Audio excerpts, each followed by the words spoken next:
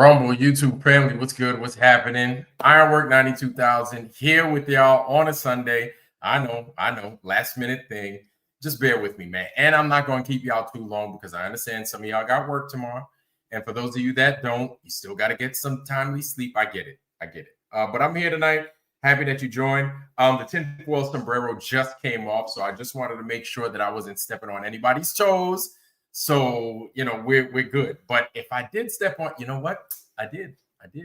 Because I think Banjo is on right now. So if you're watching Banjo, that's fine. Or if you're watching me, that's fine too. I didn't want to have to take you off that show if that's what you're watching. But a couple of things I wanted to talk to y'all about as far as what I came across, and you guys will be shocked. You guys will be shocked. But my thing is to always be honest, to always be upfront with what it is that I've captured. And I don't want to, if it's something that goes against what it is we believe, then I'll have to present it because maybe I'm looking at something a different way and maybe somebody can help me. But I'm going to go with what I see, right? I'm not going to hide anything from y'all. I'm going to give it to you and give it to you straight. And I think that's fair. So I always want to play fair with you. I want you to play fair with me back, and we should be good. We should be kosher. With that being said, let me go ahead and greet everybody in the Foundry. The True Few, welcome, sir. Good to see you. It's been a while. Good to see you. Good to see you. The Heresy Seed. Heresy Seed's here with us in the Foundry today. Jay Bird is here with us. The bird is the word. What's happening, fam? Oh, and by the way, I got a bunch of really cool stuff. Jay Bird, thank you, sir. I appreciate it. Got this nice letter from Mr. Jay Bird. Can't see it. There you go. but that's from Mr. Bird himself. Thank you, sir. And a bunch of other amazing, neat things. He gave me a keychain. He gave me a hat. He gave me some more stuff that everybody's going to be able to see here soon, as I'm going to make that part of my backdrop for everything. Jay Bird, you are an amazing, amazing man. I appreciate you, man. Thank you so much. You know what I'm saying? Like, I've got everything I need, but when a brother gets something, sometimes it make a brother feel good. You know what I'm saying? And I'm glad that it could have been just 11, but you went above and beyond. I appreciate it. Thank you so much. Again, man, like I appreciate them gestures like that, right? Thank you again, man. I got it, and I really, really enjoyed it. To me, the letter was the best. I'm gonna have to say the letter was the best. I really enjoyed that. Thank you. Yeah. Thank you so much. Thank you, Jay Bird. Thank you so much. J.R. Hartley, how you doing, sir? Good to see J.R. Hartley's here with us. Maria Walker's here with us. The beautiful Maria's here with us tonight. Heresy Seed, how you doing, fam? Heresy Seed's here with us. Skeptic, how you doing, sir? Skeptic's here with us tonight, too. All right. Downward Direction is here with us tonight. Welcome, sir. Good to see Downward Direction. All right. J.R. Hartley's here with us tonight. Welcome, sir. Welcome. Marcy Chan. Any relation to Charlie? Anyway, not funny. Funny to me, but I'm sure not funny to y'all, but whatever. But Marcy Chan, welcome. Good to see you, sis. Welcome, Marcy Chan. Marcy Chan is here, y'all. All right. Good to see you, Marcy Chan. And Tarita Sirk, shout out to you, sis. I took your advice. I went ahead and I did that thing. So if you guys, which y'all probably stopped paying attention for seeing the hours phase 2 every damn time you check down there. But today, it's something a little bit different. Down there, it says day 334, and Judas and Whitsitt have not shown the tickets to Union Glaciers. There it is. So you get to see it for yourself. They have not shown the tickets to Union Glacier. Hey, listen. And back, right? And it's day 334, right? 26 more days, and we are at a whole perfect circle of a year. Right? Of course, 364 days, 365 days, whatever you want to call it. 365 days, and we are at a complete year.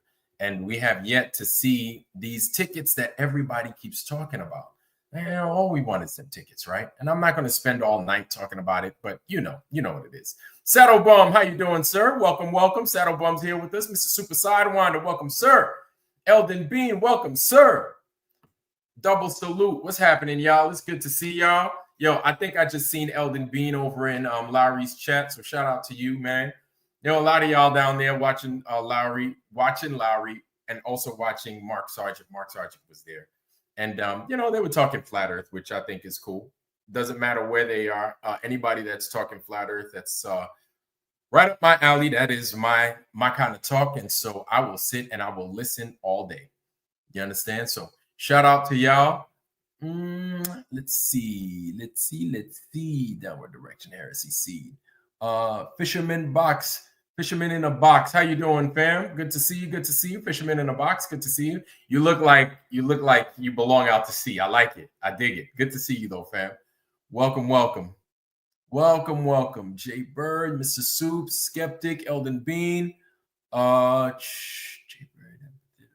Greg B, how you doing, sir? Greg and CEO, welcome. Good to see you, family. All right, good to see you, man. Motorboater 69, how you doing, family? All right. Welcome. Carl, good to see you, bro. FE Nation is here with us, y'all. FE Nation's joined us. Welcome, sir. Good to see you, FE Nation. I know y'all can't wait to see what I'm going to show y'all, huh? And I can't wait to show y'all. All right, Flat Water's here. Good to see you, man. All right, hell yeah, that's what I'm talking about. All right, good to see you, man. Good evening. Warrior's coming out to play. He's out here with us to play some ball. All right, I dig it. Mr. Warrior, one of my day zips. Good to see you, sir. Zach Sully, good to see you, man. Zach Sullivan, by the way, I saw you yesterday. I did not say hi, so I am saying hi. And I hopefully I can say hi twice to you today. So I'll say hi again. Welcome, Zach Sullivan. Good to see you, sir. You got to talk to me, man, when you got a chance. And then you need to tell me how far you've come with your discoveries and where and when your stopping point was. What was it that made you stop so you could take a breather? Because I want to hear about it. And I want to hear about it all when you get a chance. take your time. So it's good to see you. Good to see you. Good to see you. Justina. All right. One of our new wench wrench wielders. Bear with me, y'all. Bear with me. One of our new wrench wielders. There. Okay. Justina, nice to see you, sis. She's my twin, man. We were born the same year. Shout out to you, Justina. All right. Justina is here with us. All right. All right. Okay. Justina. Tourette 3006. Welcome, welcome, fam. Good to see you, man. Good to see you. All right. Kim Ray was here. Good to see you, Kim Ray. All right. It's been a little bit. I haven't seen you in a bit, but it's good to see you now. Welcome, welcome. Jim Manise. Welcome, sir. Jim Manise is here. Good to see you, Jim Manise. All right. All right. All right. Okay. What we got? All right. Jim Manise is here. Justina. D-Man. Welcome, sir. Good to see you, fam. D-Man is here. I just saw you over on Lowry's side. Welcome, sir. Welcome. Good to see you. Good to see you. Flat Earth Eddie, how you doing, sir? Effie Eddie is here with us, y'all. Welcome, man. Good to see you, man. Nate X, good to see you, man. Good to see you. Hey, man. Hey, Nate X, listen, man. If I found curve, I found curve. And then it is what it is. You know what I'm saying? I'm not here to mess with nobody, but if I have curve, if I have evidence of a curve, I'm going to give it to you. If I come up with it, then hey, it doesn't matter whether I thought it was flat or whatever. You're going to get what I got. Okay. So just bear with me. I mean, my thing is I keep it honest. I keep it honest at all times. Like I don't like to. You'll see. But yeah, I feel you, man. And if it's curving, if I can see it's curving, then it's curving. Ain't nothing I can do about it, bro. All right, Roger Ledwell. Roger, what's happening, man? We was talking bad about you yesterday. It's like, let me stop, man. We wasn't talking bad about you, but we did mention your name a few times, Roger Ledwell. You know what I'm saying? Usually we just mention people's channels and people's names and stuff. Mojo Shop, what's happening, man? Hadn't seen you in a bit. Welcome, welcome. All right, Mojo Shop is here. It's like some people just straight forgot about this chat, forgot about this channel. And I understand, man. You know, some people think that it could get a little bit hot and toxic in here. And listen, man, I understand. That is not at all what my intent is. My intent is to put things out there and try and figure them out. You know, it kind of reminds me of a story. I don't know if I ever told you guys this, but after I picked up Chief E7 in the Navy, right? I had to go and I had to build I had to build something. Not even going to talk about it, but I had to build it, right? And so I had to go, and actually I didn't have to, but I chose to. I went to a fellow chief's shop, right? And I got there. I went there, and then he said, "Hey, I have some 550 cord, right?" And so if you don't know what 550 cord, usually I have some lying around here. All right. Okay. I don't have. Oh, I do have it here. I was gonna say I knew I had it here somewhere. So I got some 550. I got some 550 cord. 550 cord is this, right? And 550 cord is some amazing stuff because I guess and some people call it parachute cord, but the reason people call it 550 is because, from what I understand, that's the rating that you can use this. You can find these at Home Depot in a multitude of different colors, but if it's at Home Depot, typically it'll be orange, right? But the standard colors that you find at Home Depot or any hardware store would be orange, red, white. This one is like a white with a black piping on it, right? White, red, black, green, like an olive green. Anyway, so 550, if you use it one time, right? This one time, it would be rated to 550 pounds, right?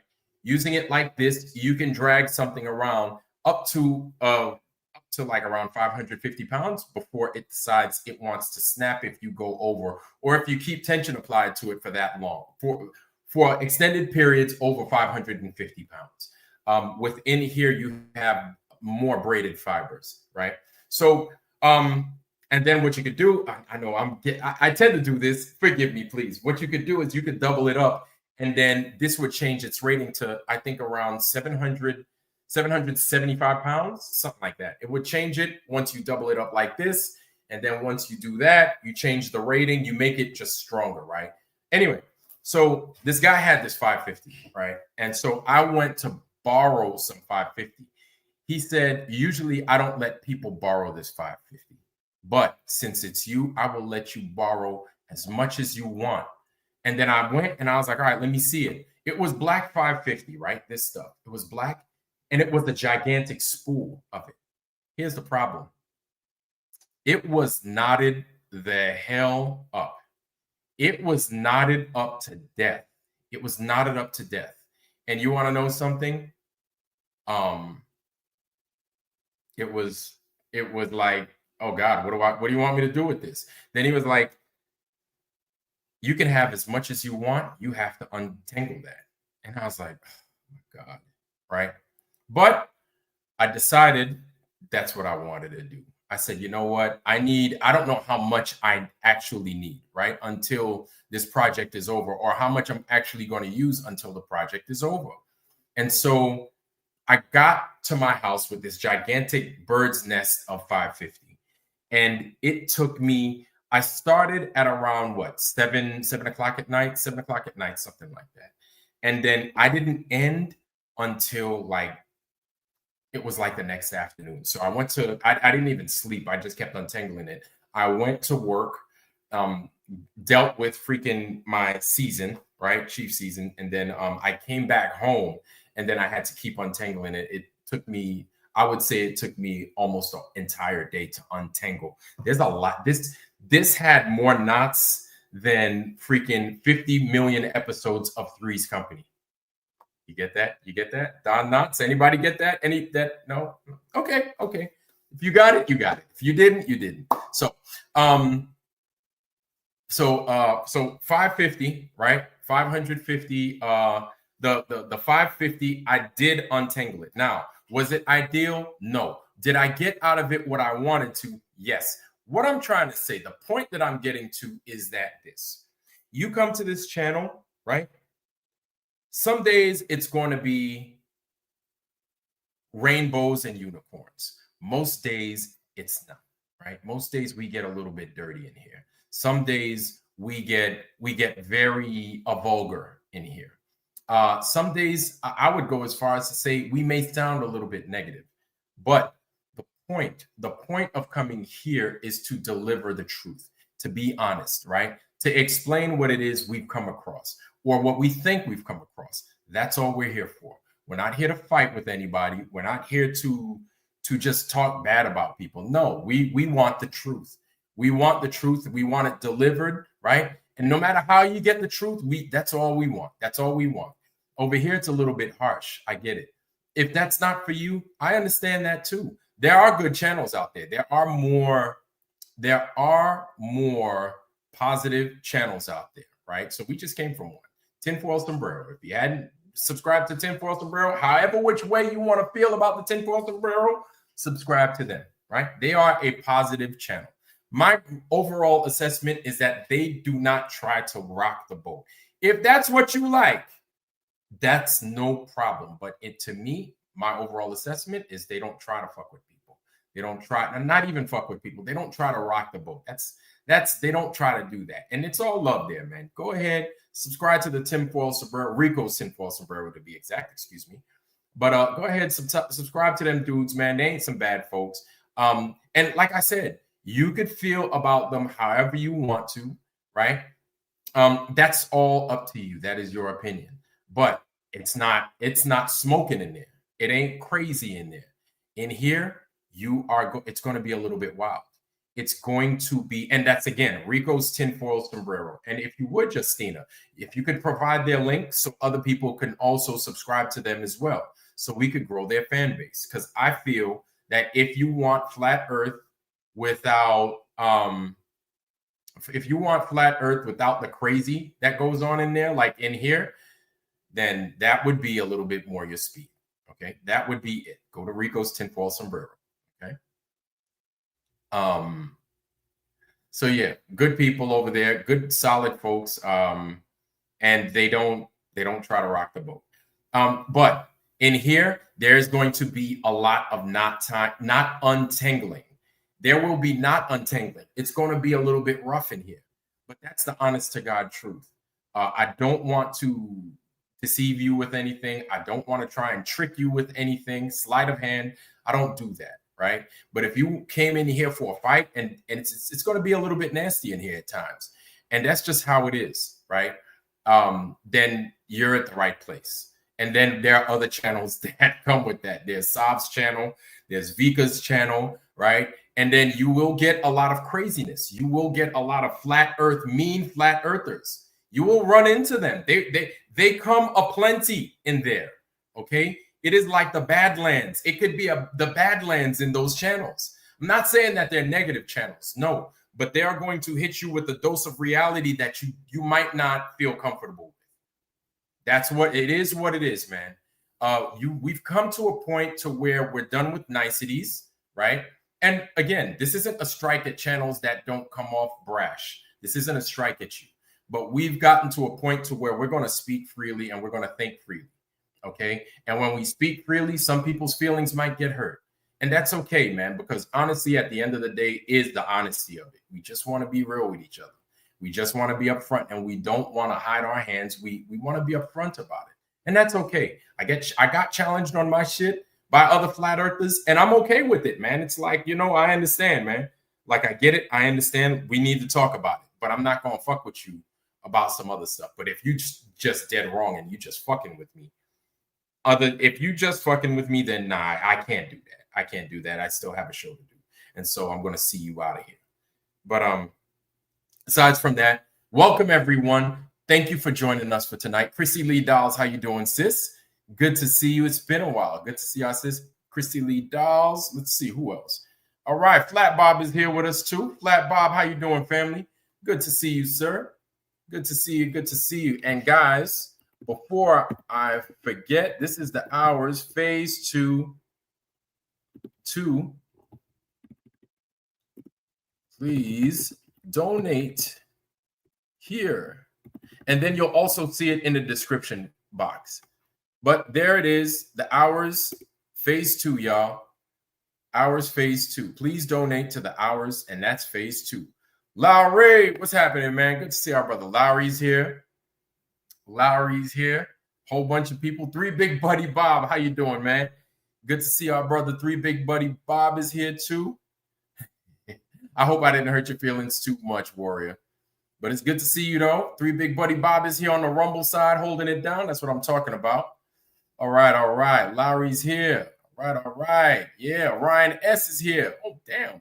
3rd straight episode, man. Ryan S. is making it hot, boy. F.E. Eddie's here. Justina Motorboda, 6'9". All right. Okay, man. We are moving. Cyber Grunge, what's happening? Cyber Grunge is here, too. We are moving. We are grooving. Active Kevin, how you doing, sir? Welcome here, Active Kevin. 101 Mad Mac, what's happening? I fucked that all up. But 101 Mad Mac, it's good to see you. Welcome. All right. Okay. We're almost in phase. Oh, yeah. I don't know who you are, but you're going to have people like that come in here to fuck with us saying we almost, acting silly.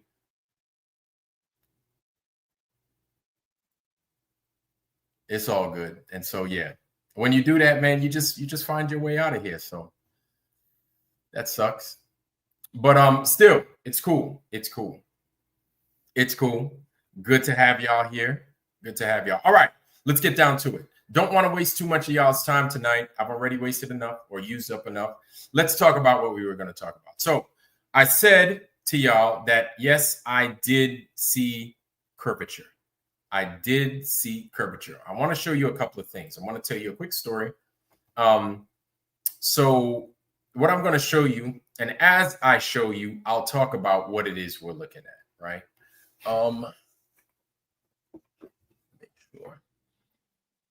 Right? Cool. There we go. I got that too. So without further ado or ado, let me go ahead and share this with y'all. All right, there we go. What are we looking at All right. Let me know if y'all can see that. Okay. Let me know if y'all can see that. Let me know before I sit there. And I also want to make sure y'all can hear me. Okay, y'all can hear me. Okay, good. 5 by 5. Great. Okay. So right here, if you look, we are in a place. I'm showing you a map, first of all, and I'm basically showing you elevation, right? And here it is. Okay. This is the distance covered. All right. Okay. Almost 50 km, almost 50 kilometers. And this is the almost the elevation reached, right? So we're roughly around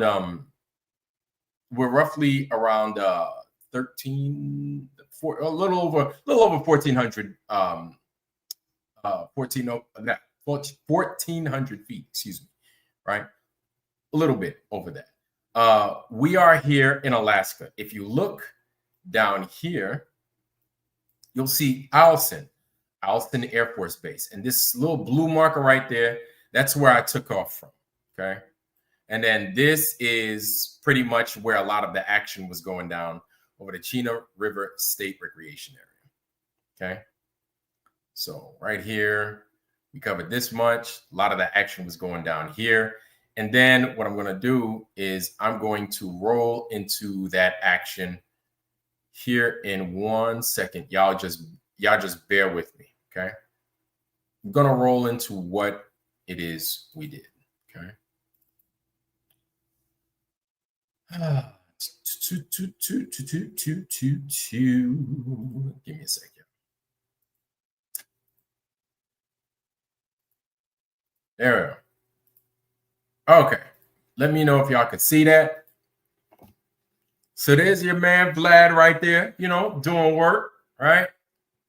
I'm not inside of a bus or a train or a Greyhound, none of that.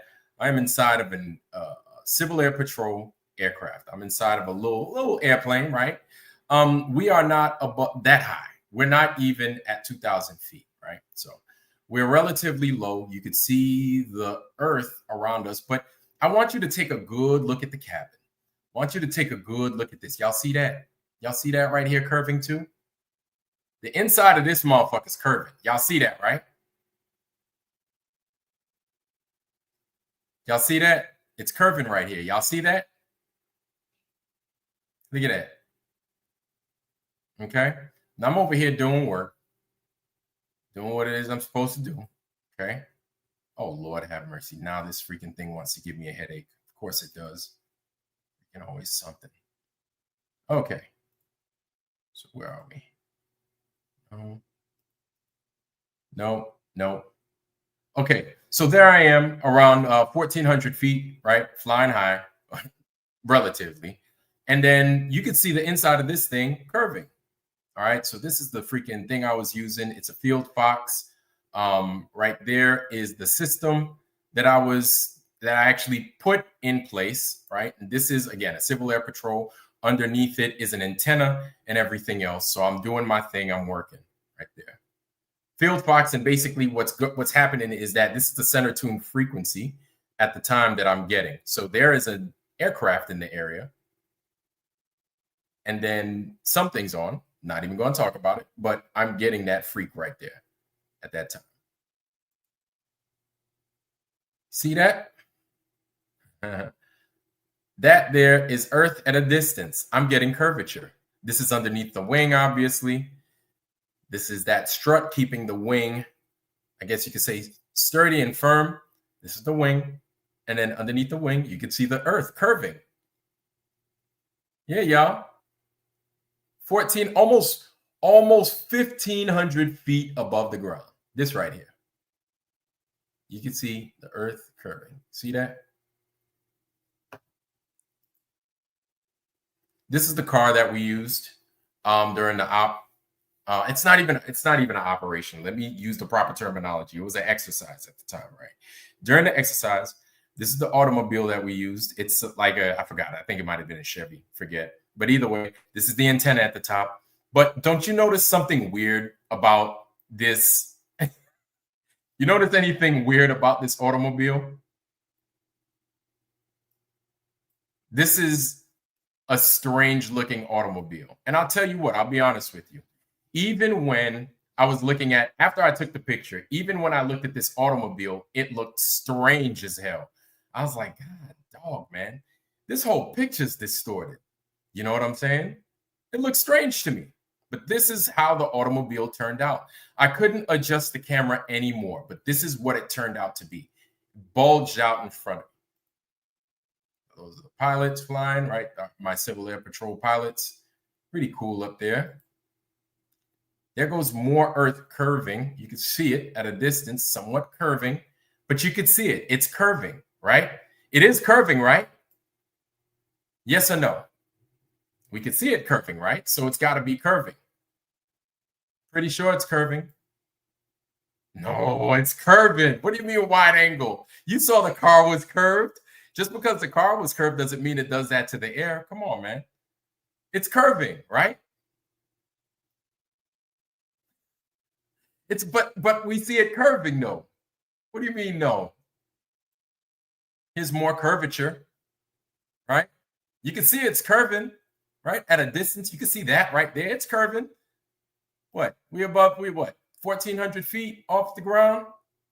It's curving still. Why not? What do you mean no? Look at that. Oh yeah. So we had there were forest fires in and around here. You could see it. So for all you guys that live out there in Alaska and the country and stuff, you can see where a lot of these forest fires might have peppered the landscape. And if you've ever had the privilege to see what post forest fire looks like, this is exactly what it looks like, right? It looks wild from afar. It looks wild from afar. I'm like looking down. I'm like, good night. This is crazy. But there it is. Look at that. That's curvature. What do you mean that's not curvature? What you mean that's not curvature? You don't think, what? Are you crazy, man? That's curvature. Look at the horizon, curving like a mug. So that's not curvature? That's not curvature. No. No, it's gotta be. I think it is. Oh, no, curvature. So that's all I needed to show. That's all I want to show. Really, you don't need to see anything else. You guys get it. But do you want to see the camera that I used to capture all that amazing footage? This right here. This is the type of camera that I used to document what I did. Now, when I did this exercise, I documented everything.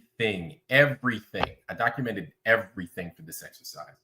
And this was just routine business for me at the time. And everything, like where I was, what I was doing, the time that I was doing it, and everything. Now, if you take a good look at the I don't know if you guys can see it, but in here, yeah, it's a wide angle lens. This right here is a wide angle lens. It's a wide angle lens in here. You know, at the time, I didn't have money for a GoPro. So I bought a cam pack. It was significantly cheaper. Doesn't matter. It got the job done. But I was looking to see if I could adjust the settings to make it into something different other than a wide angle lens, excuse me. I didn't have any settings adjustments for it. That's what you saw is what you got, right? So everything was bulbed, everything was curving, right? And it is what it is. Okay, it is what it is. I'm sorry, guys. We are how long? How deep are we? We're 33 minutes in. If you start from the beginning and you go up to around 30 minutes, right? Up to 30 minutes of this, you will see that I recorded and I demonstrated where I captured curvature, but with this camera. Okay. I got curvature not just in the air. I got curvature on the ground. I demonstrated and I showed you how even the car was curving. The trees were curving. When I looked down at the trees, those were curving, right? They were curving towards you, kind of like blooming out, like a blooming onion. There was obvious barrel distortion like that. When the horizon in towards the bottom of the frame, that only helps you by literally reducing any curve, yet often it's still convex. Okay, yeah. So on the ground, you saw my car was curved up. Everything was curved up. Everything was curved up. The strut was curved up going to the wing from the fuselage of the plane. Everything within the fuselage, right within the cabin of the plane, you could see the structure was even curving. Like everything curves with this camera. So that was done in 2019, right? I thought nothing of it. I didn't think anything of it. I really, to be honest, I was only annoyed that I wasn't able to get the picture the way I wanted. I wanted a regular picture. I didn't like all that distortion. I didn't like it at all. But that's what I got. That was in 2019. Thought nothing of it. I figured, and when I got up in the sky, I just thought, okay, that's just the horizon curving. Didn't think anything of it. However, what I did start to learn was that, or at and before that time, I was starting to come into and understand the flat earth. I didn't think about how relevant that picture was going to be in the future. I never considered it. Never crossed my mind to even think about it, to be honest with you. Until time passed and I'm like, wow. So all those times I was seeing these things, like it just didn't even bother me to think, hey, that's just a distortion. But the reason I'm mentioning this and the reason I'm giving you my testimony based off of what it is I did, right? That is no AI effect. That was taken well before I even thought about ever considering to use an AI, right? I want to show you that anybody, it could be anybody that could fly in a plane, any plane, a Delta plane or a freaking Civil Air Patrol little airplane like that. Anybody could fly in there. Anybody could use a camera like this and just unbeknownst to them, get a picture of the horizon. And you know what they're going to think? Right off the top, you know what they're going to think? Of course, it's curving. The earth curves. So that's normal. That's not normal. Everybody knows. And no, I don't recall the fuselage of that plane's window pane curving. It might have. I don't remember. It might have. But outside, everything was curving. Everything was curving, right? Let me see if I have. Let me see if I have something different for you. I might. Give me 1 second. No.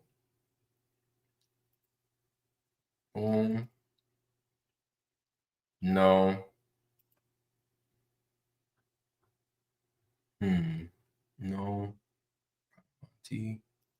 Yeah, I think it's this one.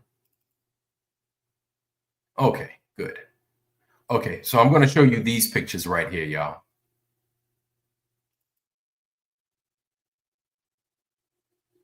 I'm going to show you this one real quick. Okay. Okay, this one's a little bit more difficult, but you get the idea. Forgot what altitude I was at for this one, but you'll basically get the idea once I show it to you. This was me a year later. I don't know if you guys could see that, but let me zoom in for you. Okay, that right there is Mount Baker in Washington State. Okay, that's Mount Baker. No, that's Mount Baker again, barely above the clouds, barely, right? But that's Mount Baker at a distance. No curvature, none. But that's a bad example. But basically, to show you the camera was different, right? Totally different camera. That was my camera phone. And that wasn't giving you that distortion. But the thing is whether you see it flat or you see it curved, people are expecting that when they see this. The reason I'm saying that is because that people are expecting that when they see it curved like that, they're assuming that fits their world model, their worldview as to what the world looks like. Like it's even though we know that's a distortion, whether you're a glober or a flat earther, we both know that is a clear distortion of the effect of the camera. That's not us trying to make it up or do anything. No, you're just trying to capture as much stuff that you can within this little thing, right? But we know that that's a vast distortion. But the layperson isn't thinking that. They're thinking it's curving because the earth curves. Like, really, that's what a lot of people think.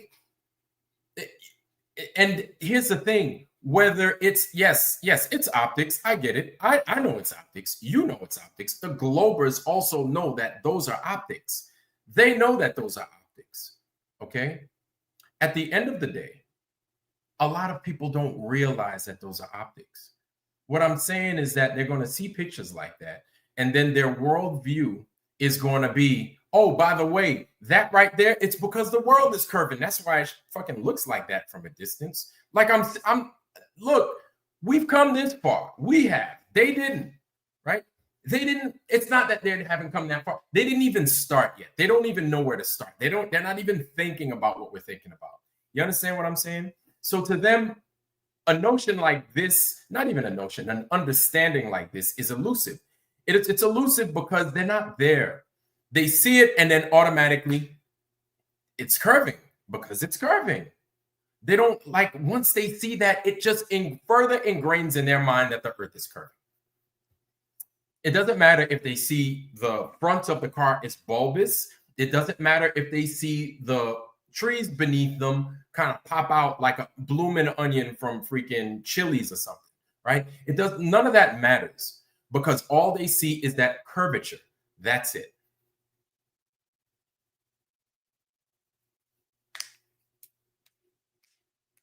All they need to see is that. That's once they see that, it's a wrap. Like, that's it. And so in their mind, it's curvature. It fits this whole globe thing. It is curvature. That's it. So yes, but we know it's just optics. Well, truther. We know it's just optics. We all know it's just optics. The problem is the vast majority of people don't know that it's optics. They're not even considering it. And that's a lot of people. This is why when you lie to everybody, the vast majority of people are going to take the lie. This is something I call the first lie. The first lie is the most effective of information that people could get because the first lie is what most people are going to take. It's going to kind of like JFK got killed by Lee Harvey Oswald. First lie. 9/11 was done by a bunch of terrorists that flew airplanes into the Twin Towers, crashed one into goddamn Pennsylvania, and then crashed another one into the Pentagon. First lie. After you freaking sit there, you look at it, you tear it down. That story doesn't fit, so the official narrative doesn't work. That's an example of the first lie. The Gulf of Tonkin was because of AB blah blah blah blah blah. First lie. The USS Liberty was a mistake. First lie. All of which are first lies. The vast majority of and this is what I'm talking about. I've mentioned this before, right? So that first lie is all you need. That's the only, really, as soon as you get that, man, you got us all. You got everybody. Now, you're going to have those fringe groups like, I'm not even going to call it Flat Earth fringe group. You're going to have those group of people that are looking for the truth, right? And then we're going to see the bullshit. We're going to be like, nah, something wrong with that. We might not know it fully, but we're going to be like, there's something wrong with that, right? And then after we pick it apart, like we're like, oh, I knew there was something wrong with it. Yeah, of course. Like you can't do that, but it's too late. The rest of the world, not even the rest of the country, but the rest of the world is going to go with that first lie. Those things that I mentioned, yes. That curvature in the sky, yes. That's what they're going to fall for. Especially since it's not concave. It's not the earth doing the opposite. Hell yes. The earth is curving. That's why it looks like that from a distance. That's what they're going to believe. Like you got to, like, I know I do understand that it sucks. I do understand that it's not a good thing that people do that. But the fact and the reality is that that's what they do. That's what most people do. So when you wonder why a lot of people aren't looking into the flat earth, this is why. Once they see the first lie, it fits into their official world narrative, their official world view as to how this place is. That's a lot of people. So you may feel that the flat earth might not be getting anywhere, which I don't think that's true at all. I feel that we're making a lot of headway. I feel that we're helping people understand what this world is not. And so, of course, I call it flat earth and everything. What I mean is the true earth, right? You start to recognize what the earth truly is. From 10 years ago. No, Dirty Ketchup, I have not seen that. And welcome, Dirty Ketchup. It's good to see you. Good to see our brother Dirty Ketchup is here. And y'all, Dirty Ketchup, man, go ahead, drop your link in here, man, so we can. So this brother Dirty Ketchup, man, he makes some really good artwork. I like his stuff, some really good stuff. Love to see his stuff. What I'm gonna do is next time around, go ahead, drop your link in there, Dirty Ketchup. We want to go ahead and we want to see your stuff, man, and we definitely want to patronize that. You know what I'm saying? So go ahead, drop your link in there, Dirty Ketchup, so we can all get a good look at what it is you're doing. Anyway. So I haven't seen that Dirty Ketchup chat on stream. I haven't seen that. I haven't seen that Dirty Ketchup, but that's interesting. That hasn't happened to me just yet. Still, again, like I said, man, that first lie, it's going to get most people every fucking time. Most people are too busy, too lazy, too stupid, whatever you want to do. They're too fully ingrained with what their life has given them now. They're comfortable. They're so uncomfortable that they can't see life outside of these blinders because of the amount of discomfort that they're dealing with. So whatever the situation is that's out there, you know, being a yoke on their shoulders, making life so difficult, they're not looking at the flat earth. It's curving. They're like, fine, it's curving, whatever. They don't give a fuck. That horizon could have been on fire. Their life is so crazy. That's the only thing that matters to them. They would have been like, you'd have been like, you didn't see all those flames on the horizon? They would have been like, huh, flames? Oh, yeah, I guess. Like, okay, so what?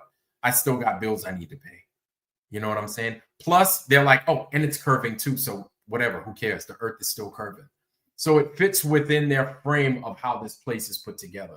Like, that's the category of people that you're going to come across for the most part. So just remember that. Don't think that people just don't give a fuck. Well, some people just don't give a fuck, right? But if it fits within their frame of what life is, that's what they're going to gravitate to, because it is the first lie is the easiest to just, okay, that's easy. That's what I was told the first time. That's what it is. It's curving. So fucking what? That's it. That's all I know. That's all I know. So I thought that was necessary to show you that I wasn't fucking with you. I wasn't making it up. Yes. Is it curving? Yeah. The world in front of that camera, in front of me, is absolutely curving. The world, according to those pictures, is absolutely curving. The world, right? It's not just the horizon, okay? It's not just, outside. No, everything. The freaking struts were curving. The wing was curving slightly. The inside of the cabin was curving. The front of the car was bulged out. That was curving. The trees were curving. Of course, the horizon curved. Sure. Of course. Whole bunch of stuff. You go back, you look at that thing, man, a whole bunch of stuff. You could probably find a million Easter eggs in there. Whole bunch of stuff was curving. And then what's great about it is there was no AI to affect the picture. Even better. None at all. No AI effects or nothing like that. Right? So was it curving? Yes, it was. The whole world was curving. Everything was.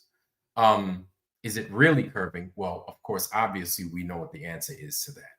And that's not me trying to fuck with anybody, but that is what it is. You understand? So let's kind of marinate on that right there. Let that sit and think about what I said and then expound on it if you'd like, please. I'd like to know a little bit more. But if let's see. If you have a little bit of time, I want to show you guys something else that somebody that's amazing sent to me. Shout out to you, sis, for sending this to me. I don't know if you want me to say your name, but I think you're amazing. I think everybody thinks you're amazing. So I don't see why it would be a bad thing if I kind of spoke on you and spoke on the amazing work that you do in presenting some good stuff to me. What I want to do, guys, is before I even go into it, I want to go ahead and I want to give this to y'all, man. Share it with everybody. So everybody got a copy. So then that way, if they decide they want to get rid of this stuff, y'all have a copy as well. Boom. There's that. And if you'd like to read in front of me, then you're more than welcome to, because sometimes I could be just a slow reader. Okay. Without further ado, this is America back in 1858. Look at that already. I'm fucking it up. But 1858, right? So there it is. Newspaper article from January 6, 1858. January 6. What an amazing date, right? Little Christmas. Massive buildings already discovered in existence in America before colonization. Before colonization. Y'all see that? Rasmussen's Journal, January 6, 1858. Antiquities in America. Throughout the entire... Okay, hold on. Let me make sure before I even continue that y'all could see that, because it's hard for y'all to see. I'm even going to zoom in, family. Okay? So again, bear with me, because some of these... Okay. Even better, because I blew it up. All right. It says right here, throughout the entire length of the breadth of the countries, washed as it is by the waters of two mighty oceans and abounding in natural resources enormous beyond what is impossible to conceive, we find much to admire in the aspect and beauty of nature. And whether we travel from the distant shores of Maine and New Brunswick to the golden sands of California and the shores of the great Pacific, or from the bright crystal lakes of Minnesota to the orange groves of Florida, we hold throughout the immense extent the features of nature grand and beautiful in every form and aspect. Okay, and then it goes on.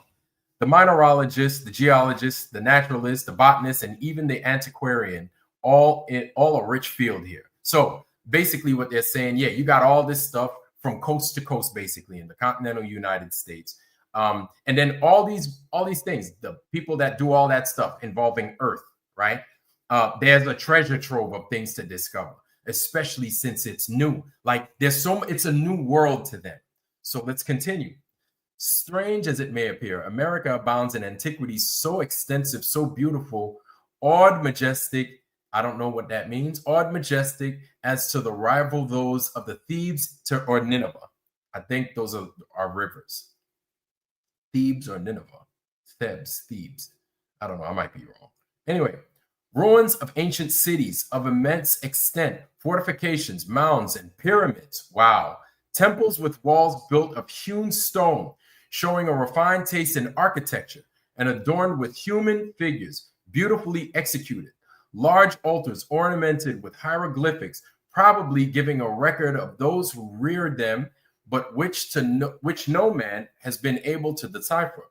Remains of ancient palaces with beautiful specimens of sculptures and paintings, with many other marks of ancient greatness, prove to us that this is not a new world. This is not a new world, but that a powerful empire existed at a very remote period of time, teeming with a population highly skilled in arts, and in a state of civilization far beyond anything we have been led to conceive of the Aborigines previous to the discovery of the continent by the Europeans.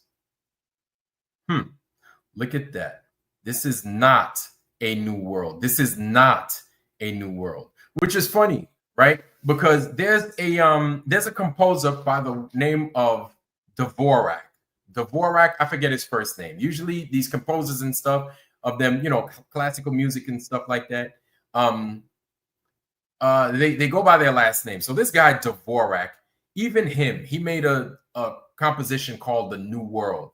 A lot of you guys hear the song. It's called Morning, right? I'm not going to play it here. I'll probably get a strike. But if you hear it, you've heard the song before. They play it in cartoons and everything else. Backdrops for, commercials and stuff. You've heard the song. That is called Morning, part of the New World. Even him, he called it the New World. But these people, looks like they got it down to a science, and they called it what they called it. Not the New World. Old World? I don't know, but not the New World. But it continues.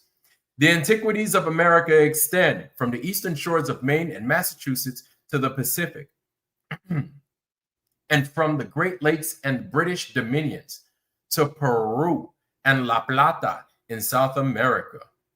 In fact, throughout the extent of both continents, immense forests grow over the ruins of large cities. Immense forests, immense forests. So I don't know what it means. I don't know if they mean in breadth, like in width, or in height, or in both, right?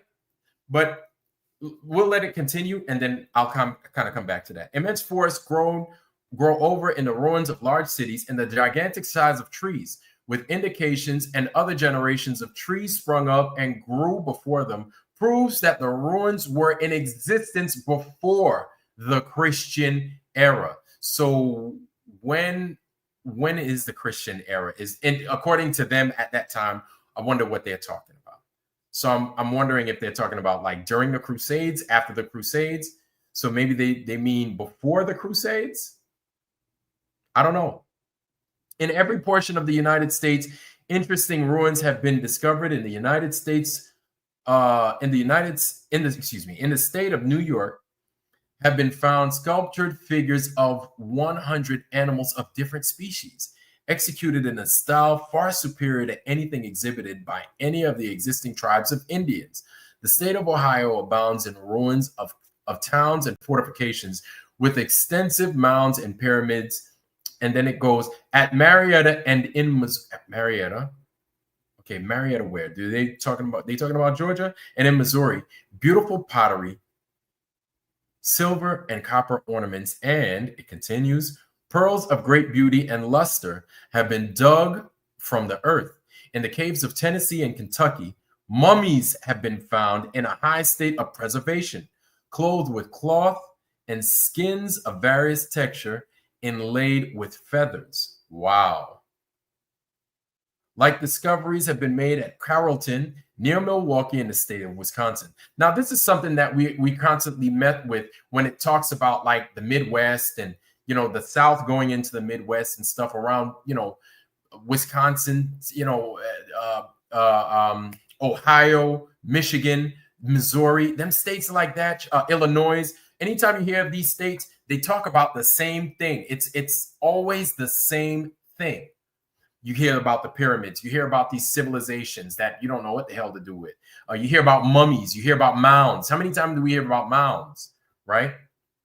You have mounds there still now to this day. You have these underwater artifacts out there. I forget what river it is out there in Michigan, right? You got this underwater stuff and nobody knows what the hell it is. It's available to the public. And my thing is, it's fresh water, man. I don't like freshwater diving.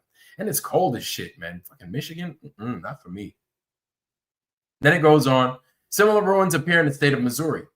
On the south side of the Missouri River, in the western portion of the state, it is an enclosure of some 500 acres, which includes the ruins of a building, no doubt ancient tower, with walls over 100 feet high and 80 feet wide at the base, attached to which are a redoubt and citadel with work much resembling the structure of a tower in Europe. So they're talking about those old school, you know, look like the Hunchback of Notre Dame type stuff, right? Big Ben looking stuff. You know, the castles in Europe, freaking, you know, abbeys and all that old world stuff that we keep talking about. But in the south of Mexico, that magnificent and beautiful ruin presents themselves in abundance. Ruins of majestic cities and magnificent temples and altars with beautiful works of sculpture, tastefully wrought.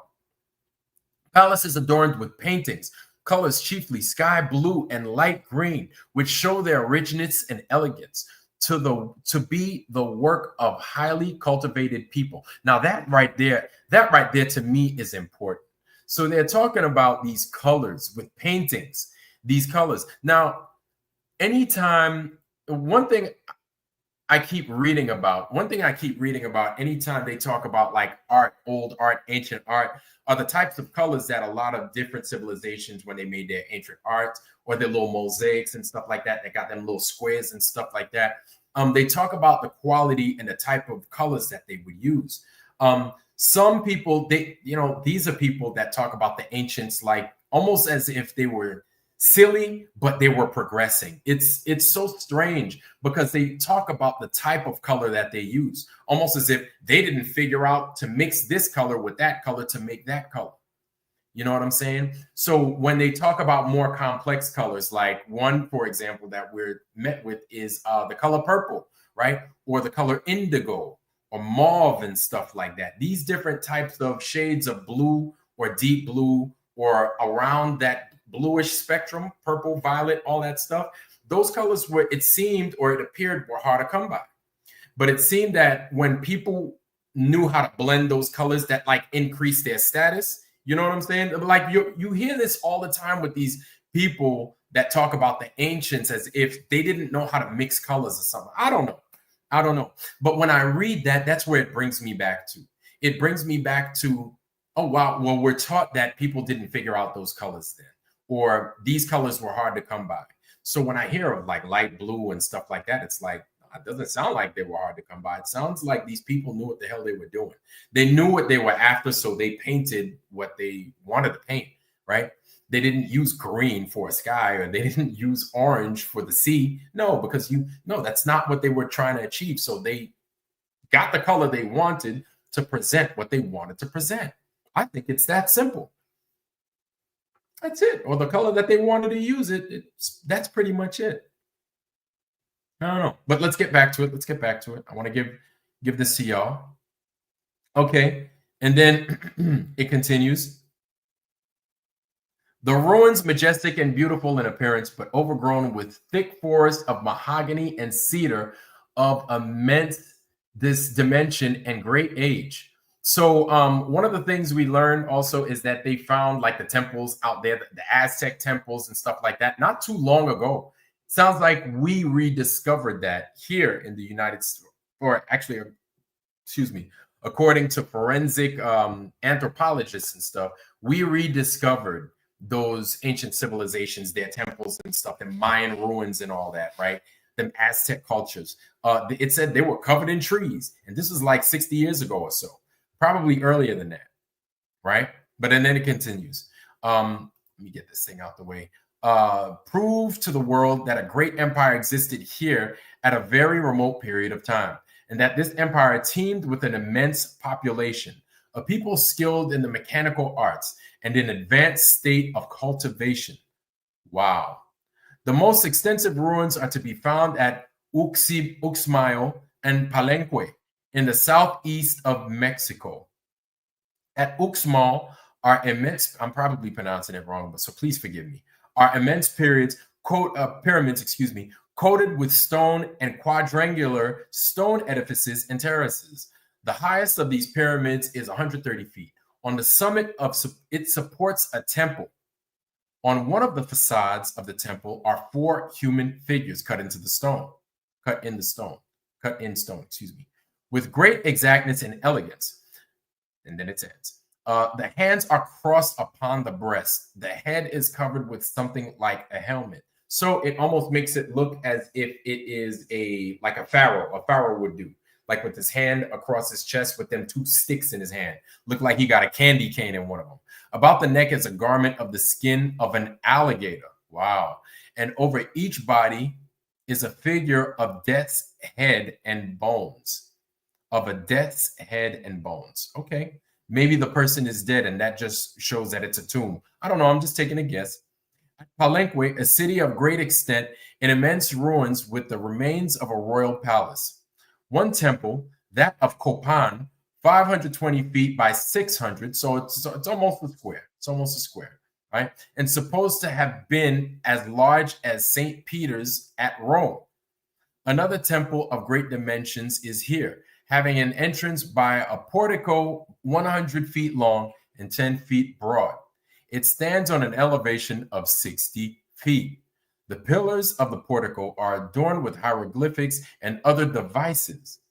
Different objects of worship have been found, representations of the gods who were worshipped in this country. These temples, with 14 large buildings and many other objects of curiosity, stand here as monuments of ancient greatness to remind us of the remote origin of a mighty Empire. Wow. Wow. The city has been described as the Thebes of America.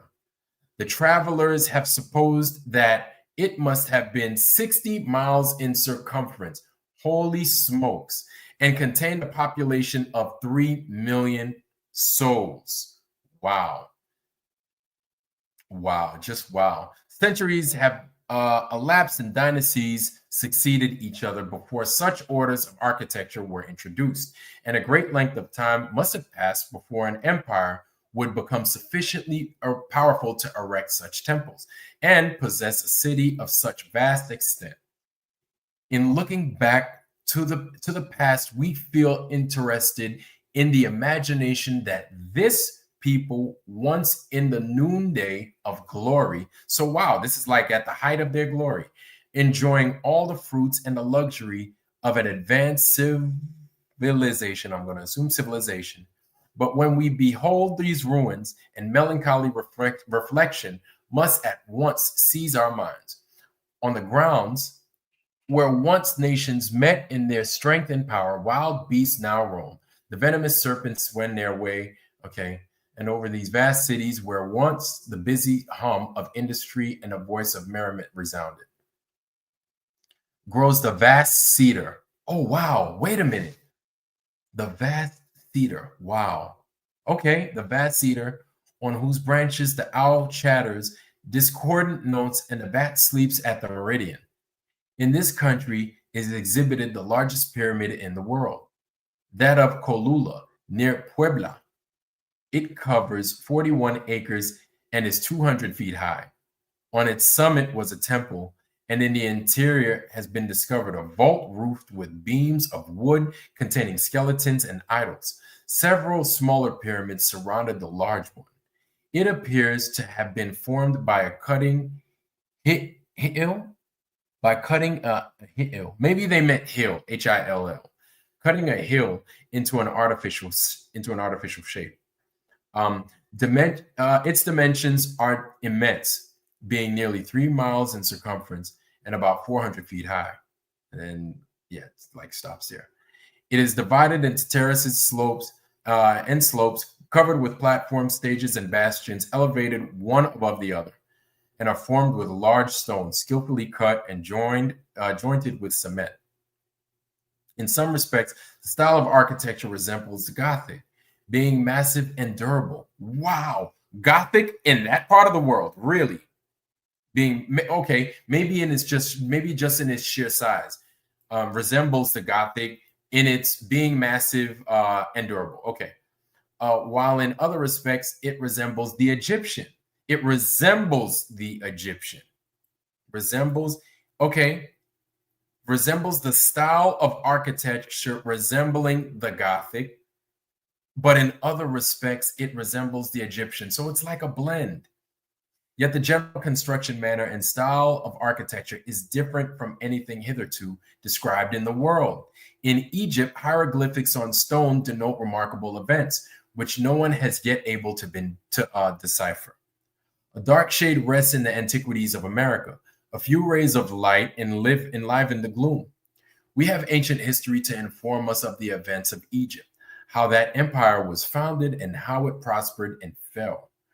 We have the same record of Babylon, Nineveh, Greece, homeland Carthage, but not the least information how we relative to those who erected these cities, what people and whence they came. Not a ray of light to dispel the dark gloom which seems to rest on the earliest history of America. Wow. Architecture, sculpture, paintings, and all the arts that adorn civilized life have flourished in this country at a period far remote. So, wow. Okay, I'm going to say my part. There is evidence sufficient to prove all these cities were in ruins at least 1600 or 1800 years ago. So, holy moly. Wow. So they didn't have carbon dating back then. I wonder what method they could have used to make this assumption, right? To come up with this, I wondered what they used. And my thing is, I don't trust, I'll be honest with you, I do not trust a carbon or argon or a gas tested dating. I do not trust it. I don't trust it. You know what I'm saying? You can do what you want with that. But we know these guys talking about this thing is this thing is that. This is 8 million years old. Motherfuckers can't even remember what the fuck happened fucking 100 years ago, right? And then we're still fucked up. People don't even remember what happened 20 years ago. We're all fucked up over here. In Palenque are the remains of an altar which over which grows an immense cedar. And we're going to talk about that, whose powerful roots enshrine it. The whole city is overgrown with mahogany and cedar trees of enormous size. The concentric circles of some of these trees. Okay, all right, okay. So they use the age of the trees. Okay, possibly. Maybe I'm wrong. Have been counted, which show they are more than 800 years old. And there were indications of another generation of trees having sprung up before them. How few reflect the fact that America is an old dominion, the seat of an ancient, mighty empire. These facts are opening themselves every day to the eyes of the astonished world, and it is to be hoped that the spirit of inquiry, which, and I love that. I think I'm going to love this part the most, right? I'm going to love this part the most of this whole thing that I read. The facts are opening to themselves every day to the eyes of the astonished world. And it is to be hoped, that the spirit of inquiry, which seems to at present to animate all classes of learned men, may throw light on the early history of this remarkable region. Rasman's Journal. I gotta check that out. Let me write that down right now. Rasman's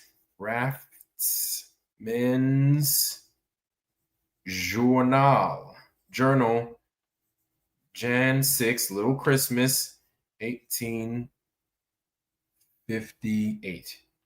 1858. I think it was 1859 where Charles Darwin came out with his theory of evolution. I think it was 1859. I'm not sure. 1859, 1857. One of the two. It's pretty wild. But wow, that's wild. That's crazy. And family, if you didn't get it, what I'm going to do is I'm going to go ahead and I'm going to share that with y'all right now so y'all could have it again, just in case you didn't get it the first time and you're just coming in, right? F.E. Eddie, how you doing, sir? Saddle Bum, how you doing? Maria, JJ, what's happening, man? Good to see you. JJ's here. All right. Okay, who else didn't I say hi to? D-Man, what's happening, sir? Good to see you. Good to see you. All right. Yeah, Sarah G and Landon C. Good to see you, man. Active Kevin, Motorboater. All right. Okay.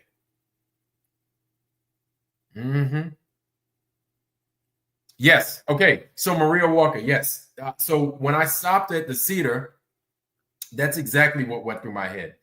Gilgamesh, the Epic of Gilgamesh. One of my favorite stories, just story of all time, right? I love the Epic of Gilgamesh. One of my, goddamn, I love good. Whether it's true or not, I don't know. I don't care. It's just so good. I love that thing. Highly recommend you read it if you hadn't read it, the Epic of Gilgamesh. So in the Epic of Gilgamesh, one of the things they talk about is where and around the the land that Gilgamesh ruled, right? Much of Persia, all of Persia, actually, Gilgamesh ruled. He ruled all that. And when he ruled all that, one of the things they spoke about were the cedar trees. Now, if you know anything about anything in and around that region, Iran, just that region, especially Iran, cedar trees are the big thing. One of the things they spoke about in the in the Epic of Gilgamesh, one of the creatures they spoke about, his name was Huwawa. Huwawa was like this gigantic monster that anytime he spoke, he had these teeth, big teeth, and then he breathed fire. So a lot of people say that Huwawa is like the offspring of Nephilim and everything. Anyway, Huwawa was there in that part of a forest that defended the cedars. He guarded the cedars. So what they make known to everybody that reads the Epic of Gilgamesh, they always refer to, yes, the cedars of Lebanon. There we go. Maria Walker knows. So they always talk about how the cedars are being defended by Huwawa. Huwawa, Humbaba, Huwawa. And so even I think on the Lebanese flag, if I'm not mistaken, is a is it looks like a ponderosa. It's not. It's a cedar tree. It's a cedar tree in the middle of their flag because cedar is like the wood of kings, right? And so in the story, in the Epic of Gilgamesh, they like highlight how important, how big cedar was, or how major cedar was to everyday life, and especially the life of the king, and the king, him being Gilgamesh at that time. Gilgamesh and his partner is like partner in crime, I guess you could say. Some people would say his lover was Enkidu. Enkidu was made by the gods just to combat Gilgamesh, and it flipped. It winds up Enkidu ends up becoming his best friend. They both go out into the forest because they need something to do. They need adventure. So while they're out in this adventure, spoiler alert, it's okay because you're going to read the story anyway. I'm going to give it to you. So they go into the cedar forest. They have a couple of nightmares that this is going to happen, that's going to happen. They're kind of getting a little nervous, but then they go on their adventure. They go into the cedar forest and they're looking for Huwawa.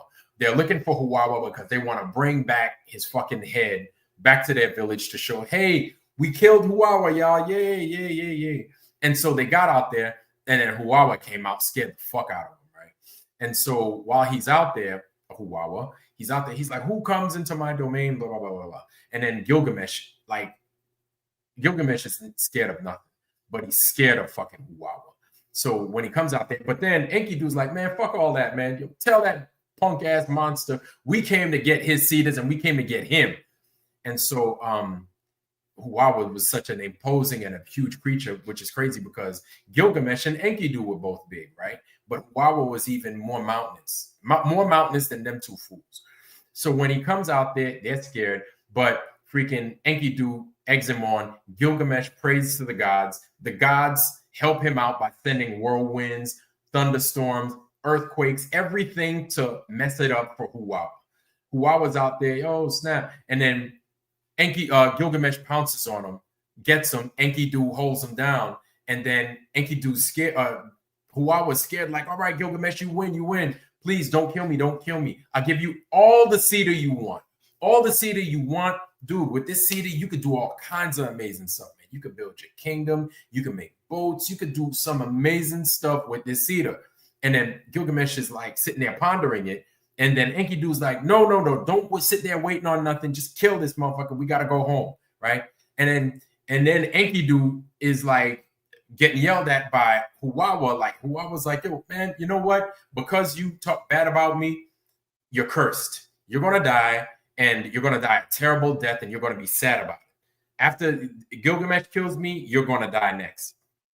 And so Enkidu's like, whatever, kill him. And so Gilgamesh kills Enkidu, right? After Gilgamesh not Enkidu, Gilgamesh kills Huwawa. Gilgamesh kills Huwawa because Enkidu is his best friend. I apologize for that. So Gilgamesh kills the monster or the protector. And here's the thing.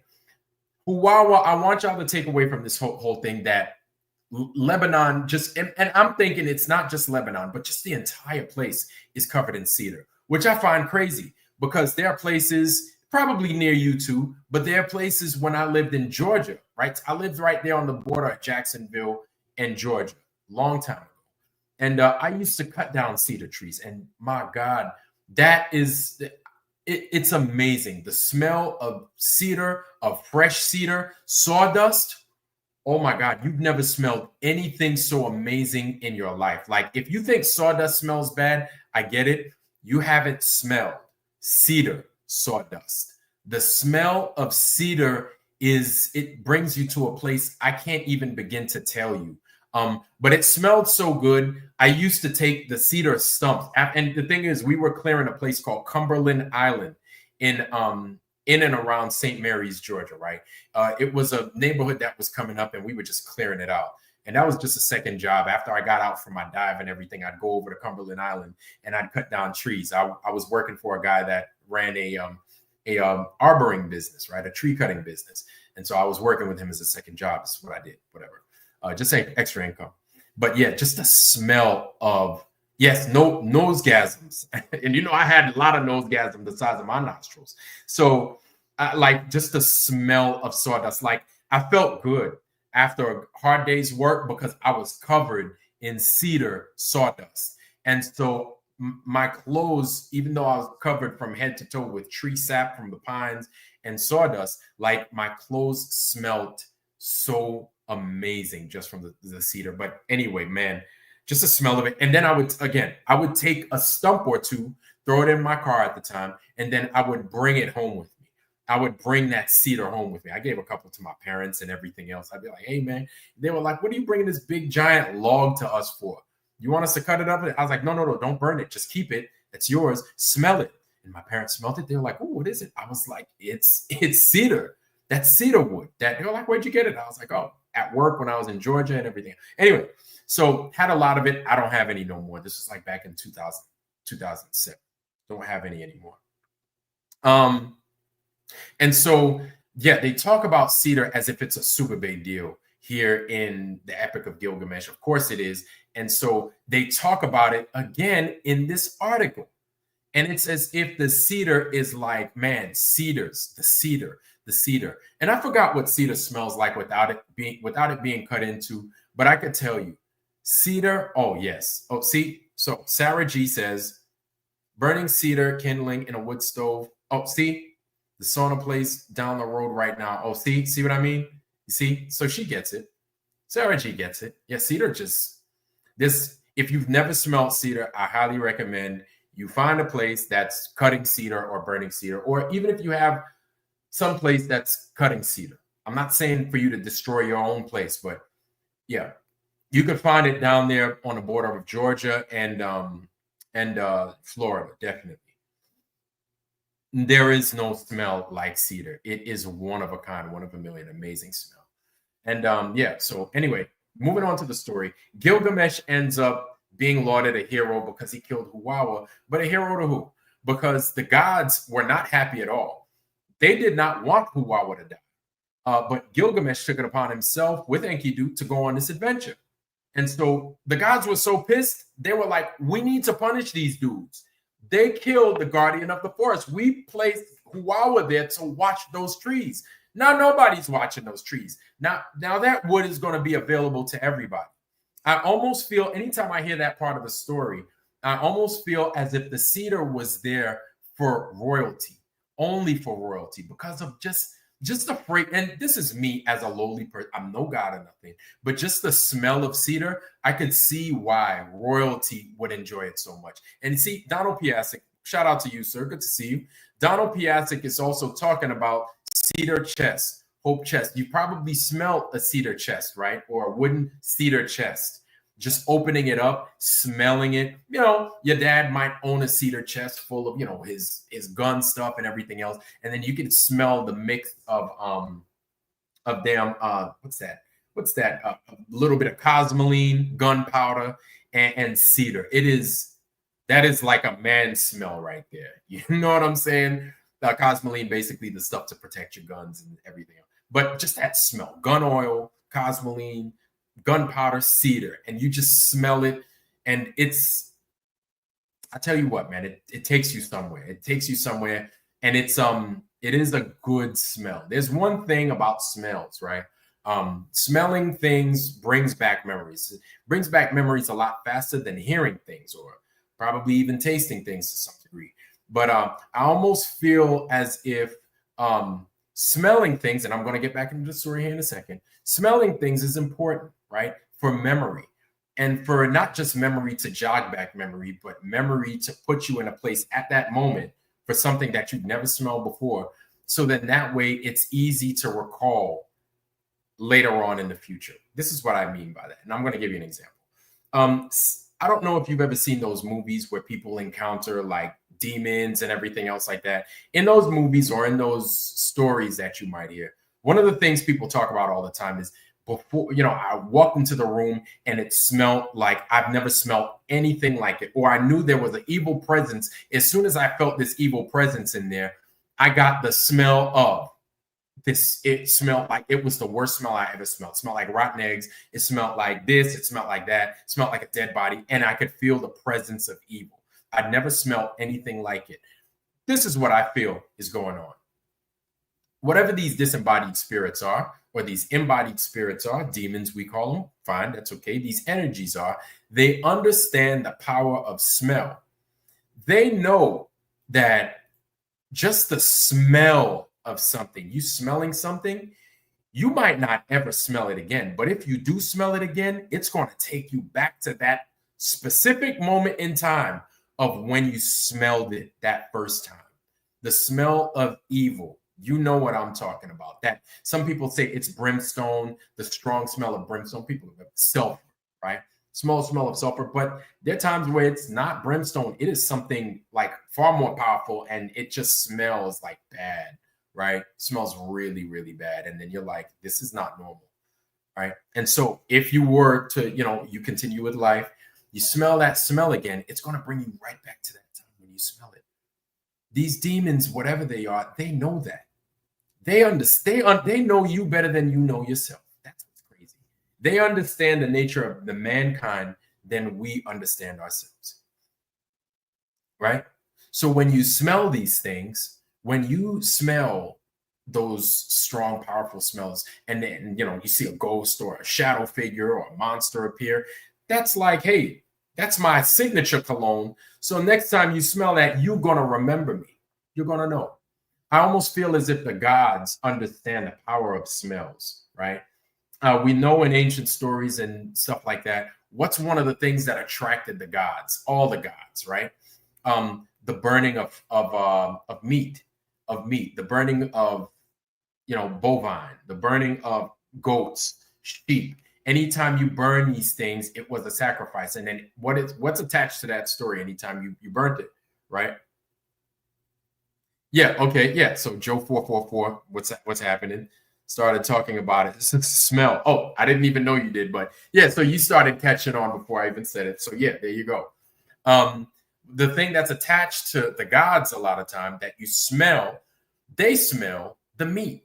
And then instantly, it's like moths to a flame. Once the meat goes, the burning flesh goes up to the sky and they smell it, it attracts them.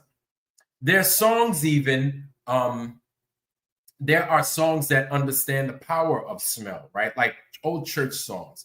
There's one, I don't know, for all you Russians out there or all you people that speak those Slavic languages like Russian, there's a song called Da Ispravitsa, which is a Russian hymn. It's a Russian hymn. Da Ispravitsa. It's a beautiful song, an amazing song. And I think even Peter Ilyich Tchaikovsky kind of took that song and made it into a little bit of a hymnal, kind of broke it down. So in that song, one of the things that they sing to God and what happens is they burn incense and they pray to God to smell the incense or to listen to the prayer as if it was incense being burnt and being a sacrifice, a show of appreciation and sacrifice to him. Like, God, pay attention to my prayer the same way you would pay attention to me burning an incense.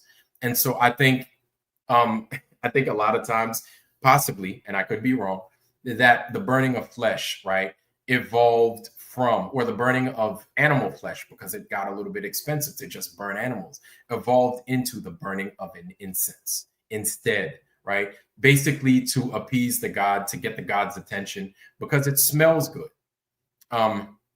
There's so many burnings of things. The burning of frankincense is supposed to be good for you. I love frankincense.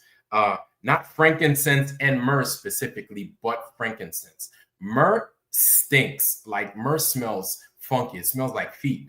But incense smells incense resin, right?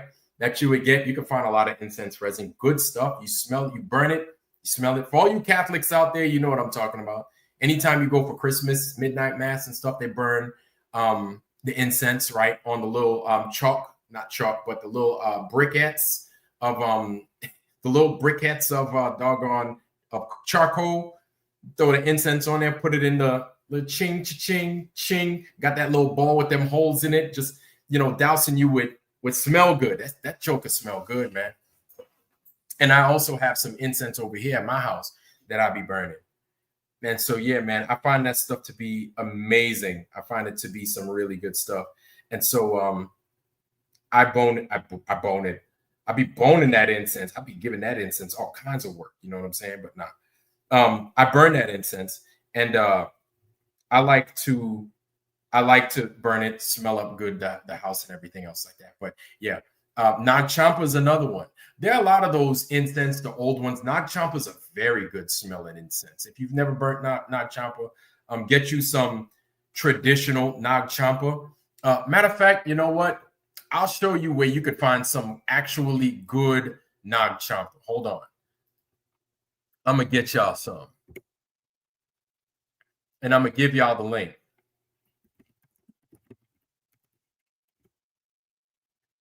I'm going to give y'all the link where you could get some good Nag Champa. All right. And this Nag Champa, everybody, if you're into burning incense and you've never had a Nag Champa, this is the one that you're gonna wanna burn. Okay. I love incense. I love burning incense. This is, I don't know, this is like a old school thing, hippie thing, I guess, right? Where old school folks love to burn incense. My ex-wife, she did not like burning incense.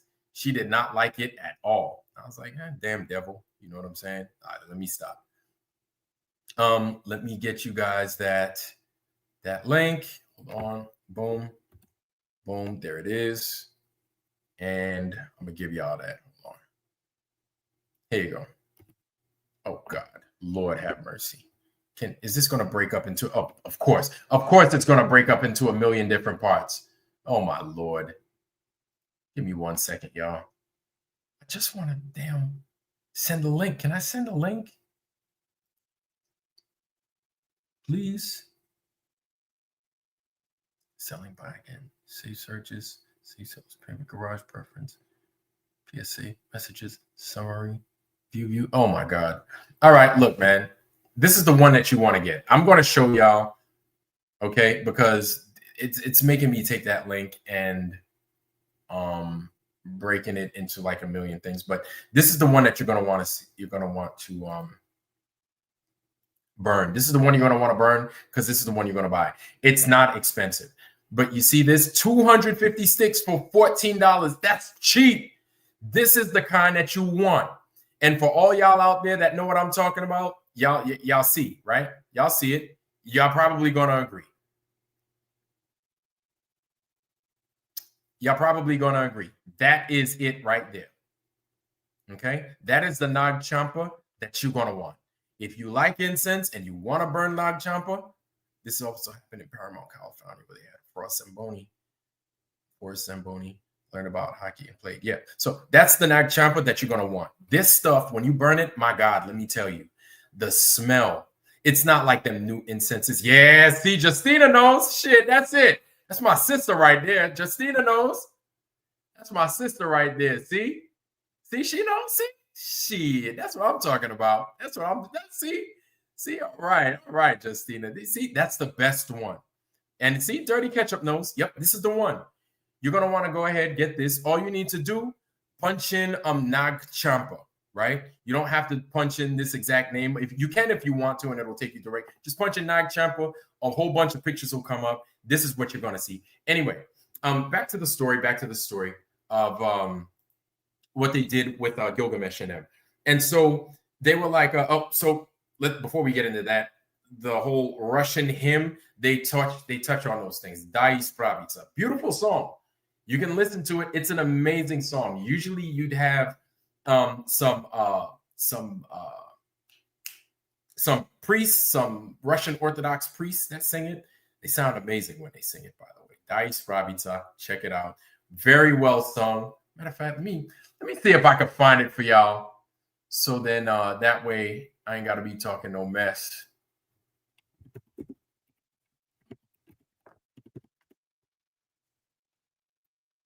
You see, there it is. So y'all could have it for yourselves. Good song, amazing song. I'm talking all this stuff. I used to date a Russian girl way back in the day, and I got very familiar with a long time ago. Before I even, long time ago, galaxy far, far away. I don't now. This was ages ago. And so that right there, that will take you to it. You can hear it. I'm not going to play it because I'll get in trouble, I'm sure, as soon as I do play it. Whatever. Patchouli is another incense, but a scent that's you talk about hippie smell. Patchouli is if you smell patchouli and BO at the same time, you know you in some hippie place. You smell somebody smelling a little bit like onions or something, and patchouli, like you in, yeah. I like the smell of patchouli too, but patchouli mixed in with that armpit a little bit, you know what it is. You know what I'm saying? But that's it right there. Check that out. You guys would like that last link I sent you. Just trust me on that. I think you'd like it. You'd really appreciate that I sent you there. You're gonna find some unshaved, yeah, right. Exactly. Patchouli is touring with the Grateful Dead. Oh my God. I knew it would take somebody somewhere, but see, yeah. So the Scents do that anyway. So in the Epic of Gilgamesh, that part that I was talking about, after they finish killing Huwawa, the gods are pissed. Huwawa, remember, don't forget, Huwawa said to Enkidu prior to him getting slain, if you kill me, you know what? I'm cursing you, Enkidu. Fuck you for talking that shit and enticing this dude into killing me. So after Gilgamesh chops Huwawa's head off, they're celebrating, and then they take the head of Huwawa, then they show it off to the whole crowd. The gods are pissed, and then they're like, we got to punish these motherfuckers. Like, they killed our guardian of the Cedar Forest. And so what they chose to do was they chose to kill Enkidu. And so Enkidu, didn't even know it. But Gilgamesh had a dream that Enkidu was like dead and everything else like that. And then he was scared. And so they got into a fight with the Bull of Heaven a little bit later on because Gilgamesh had talked crap to the goddess. I think it might have been the goddess Ishtar, I think it was the goddess Ishtar. He got into an argument with her because she was trying to lure him so she can make out with him. She was like, oh, Gilgamesh, you looking good, coming back all strong and stuff. Then she's going to try and lure him. She's trying to seduce him so she can make out with him. But then Gilgamesh is like, yo, didn't you turn a dude into a frog after he didn't satisfy you? Didn't you do this to this other dude? So he's calling her out for her indecencies against other men. And he's like, you trying to get me caught up? Man, you got me all fucked up. So then what he did was he took, she sent the Bull of Heaven down and then tried to ruin all of, Persia and stuff. And so Enkidu and Gilgamesh went out there, fought the Bull of Heaven, slain him. He took chopped up the head of the Bull of Heaven and like threw it at, what's her name? Ishtar. And then the gods saw this. They were like, oh, we've had enough. We're done. They were like, oh, he's disrespecting the gods now. We can't have that. Right. And so, what's her name? Ishtar goes up, tells her father, and then he's like, all right, calm down. She's crying to him. She's like, you got to do something about these bitch ass motherfuckers. They disrespected me in front of everybody, and I'm pissed. And so the father's like, I ain't got no choice. I have to get these dudes. Right. So they decide they're going to kill Enkidu. Enkidu ends up getting sick. Enkidu ends up like kind of, falling apart, getting sick. Gilgamesh is there. He's trying to console him and hold, burn incense around him. Don't worry, man. You got it. Hold on. Enkidu dies. Gilgamesh is inconsolable, whatever. He's heartbroken. He's torn apart. And so because of this, Gilgamesh goes out and then he tries to pursue the Fountain of Youth of some sort. He comes across something and a whole bunch of stuff happens. And then he ends up losing the opportunity to remain forever young and immortal. He loses that opportunity. Either way, Gilgamesh is supposed to be partly divine and partly human. Okay. If there's anything you take away from that, the story of the cedars one time being protected, massive cedars. Cedars everywhere around Lebanon, Asia Minor, all over the place. Protected. No longer there is the protection because of Gilgamesh and Enkidu. Boy, you talk about, I mean, if you talk about people pissing off the gods, Gilgamesh is that guy. So people equate Gilgamesh to Nimrod, or Nimrod, however which way you want to call him. But Nimrod, the guy that was God's hunter, they call him in the Bible. But then Nimrod is still the same dude that is making the Tower of Babel. You talk about fucking with the gods. So you extend it from the Epic of Gilgamesh to the Holy Bibles and scriptures and stuff like that. And they talk about Nimrod. They talk about Gilgamesh, the Epic of Gilgamesh. He's known about, like, they talk about these tablets of the kings, the tablets of the kings or something like that. I forget what it is exactly. I might have said it wrong. They talk about those tablets and they speak about the reign of each and every one of those kings. Some of those kings reigned for like 36,000 years, if I'm not mistaken. Y'all know about what the hell I'm talking about. But this king's list, I think they call it the king's list, actually. All right. And so, in that king's list, Gilgamesh is in there. And I think Gilgamesh ruled for the Sumerian king's list. Thank you, Zach Sullivan. Thank you. That's what it is. The Sumerians king's list. Yes, the king's list is Sumerians king's list. And even that king's list, Gilgamesh's name come up. I forget how many years he ruled, but he was in there for a long time. But you had other kings that had ruled a lot longer than Gilgamesh. Like Gilgamesh's time was a drop in a bucket. Like dudes in there for like tens of thousands of years, not even like 200 years, 300 years, which is still a long fucking time. You know what I'm saying? It's like having George Bush or any one of these clowns that are in office now for 200 years. That's a long time because we don't last that long. We last fucking like a fourth of that time, if anything, at best, right? And so, so this ancient kings list, ancient kings list, or a third of that time, whatever. This ancient kings list is out there, and then you can see the guys that actually that definitely preceded Gilgamesh and how long they were around for. So Gilgamesh was trying to outlast them, find the fountain of youth, and then an opportunity to stay alive forever. And he couldn't. And so instead, what he did is he invested his time on just building the greatest Uruk, land of Uruk and Persia and Lebanon and all that stuff, right? All that stuff, and just making it the best place he possibly could. What I think sucks, though, is that I feel as if the United States is deliberately enemies with a country like Iraq, with Libya, with Syria, not so much Libya, but more so Syria. All those, if you look at all that region, the U.S. is just enemies with them. And it's because of the amount of antiquity that's there, in my opinion. Like I remember in 2011, 2012, when we started going into Syria and we were fucking with them, Israel was fucking with them. I'm like, what are you doing? What are you doing? Like, I just think it's maddening. I just think it's maddening that you would go in there and just destroy an entire place of antiquity, right? They speak of this place in the Bible. They speak about the Damascus Road. They talk about all these different churches, Antioch, all that stuff. Well, that's in Turkey and everything. But they speak about all these things in the Bible. And then it's like we're going in there just to fucking destroy it. Like I made a video years ago, right? When I first started my channel. And I was talking specifically on how how we sent Al-Qaeda into the United States, probably have. We have the leader of Al-Qaeda that shook hands with the president the other day in a suit. He's now the president of Syria. I'm serious. You can't make this shit up, right?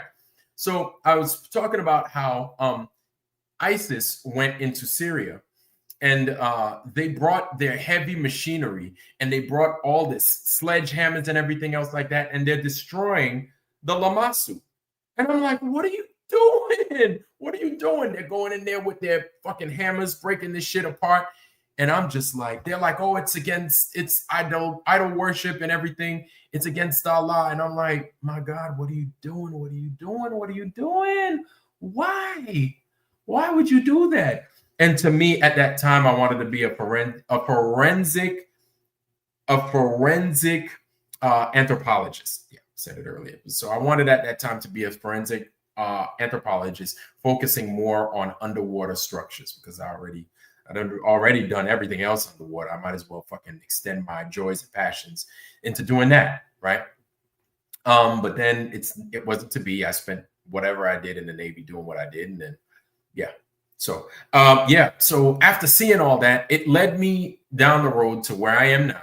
And then it made me think that the US at the time, I was like, and I wasn't even a flat earther yet. I was like, why is the US getting rid of all this good stuff? Why, like, what are they doing? Why are they not trying to show this to everybody else? What the fuck are they doing? Why are they hiding this shit? And then in and around the time is when I started coming up with my book and my book idea, to where that started to get implemented. At the time, I was doing my missions out of Sandbox, flying and doing all this and all that. And then I came up with my book. Anyway, all that to say what I said, and I think it's amazing. Antiquities. I think antiquities. Here's the thing. I know I talk about the hours all the time. Okay. And I'm going to present to you guys the opportunity to go in and please donate to the hours, right? We're almost there to where these guys are going to start work. And hey, shout out to Skeptic, Mr. Skeptic 936 originally. Yes, sir. Shout out to you, sir. I appreciate you. Thank you so much. Thank you, Skeptic. Thank you for that. We are almost there, family. We are $500 away from phase 2 getting worked on. And again, I always contribute. I'm always contributing. As soon as you contribute, you can see who else contributed. And you'll see me multiple times. Like I didn't stop at $200 like I thought I would. I just can't help myself. I see so much fucking potential in this thing. Like it's destined to be what we want for it to be great. With us talking about this, we take it a step further. We can live it and we can do it. You understand? So this right here is the link to the hours phase 2 getting worked on. This app is going to be a lot more than what I want for it to be. I know that. We know that. And it's easy, because here's the thing. We don't have access to those things that those guys in Europe do, but they'll have access to the hours. They'll have access to a way to show to everybody, hey, this is what we came across here. I know you don't know what the hell it is. We barely know what it is. Even though we gave it a name, we don't know what its primary function was at any time. So there you go. This is what it is, and multiple people and everything else like that. And this is a way for conversation to start. This is a way for us to see other parts of this world that we don't understand. What I feel also is that you have people that live up and around, like, for instance, you have, like I've spoken about this a few times, you have Tunguska. Tunguska, that's around Siberia, right? Guess what else is around Siberia? Guess what Siberia is within? Excuse me. Tartary, right? Tartaria. Now, something that I've mentioned before, maybe a lot of y'all might not have heard or known or understood, but I have a friend that is Ukrainian, and she told me, she was like, yeah, we've got Tartary, people from Tartary, we have Tartars, excuse me. She didn't say it. She's like, we have Tartars, and the Russians are trying to kill the Tartars. I was like, why? She was like, yeah, they just don't like them. They're trying to kill the Tartars, is what she says. They don't want them around.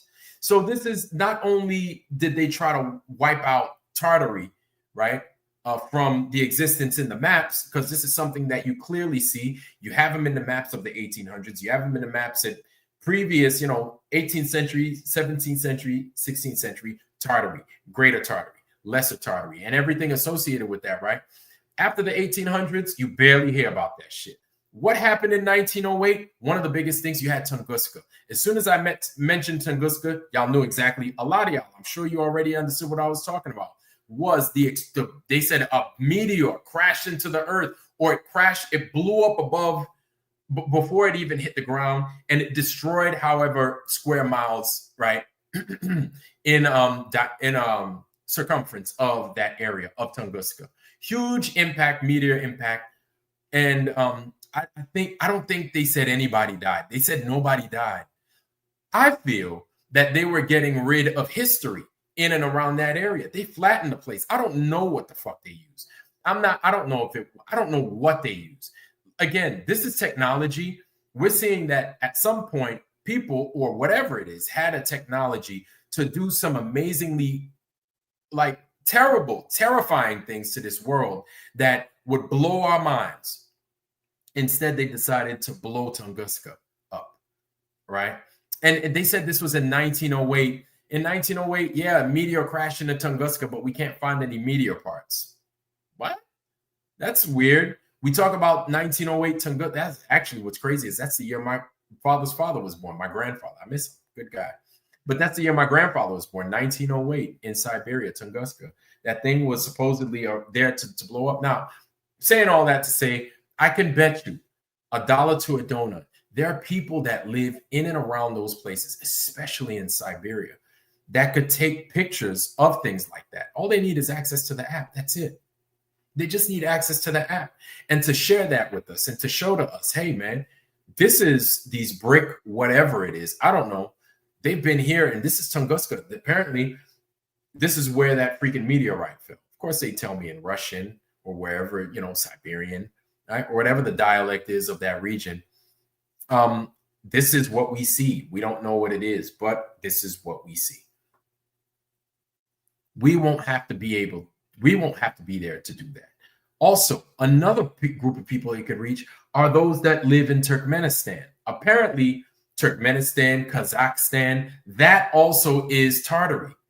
That is, I think that's Greater Tartary, actually, right? That is Tartary. That is part of Tartary. All that. And the thing is, we can't go out there.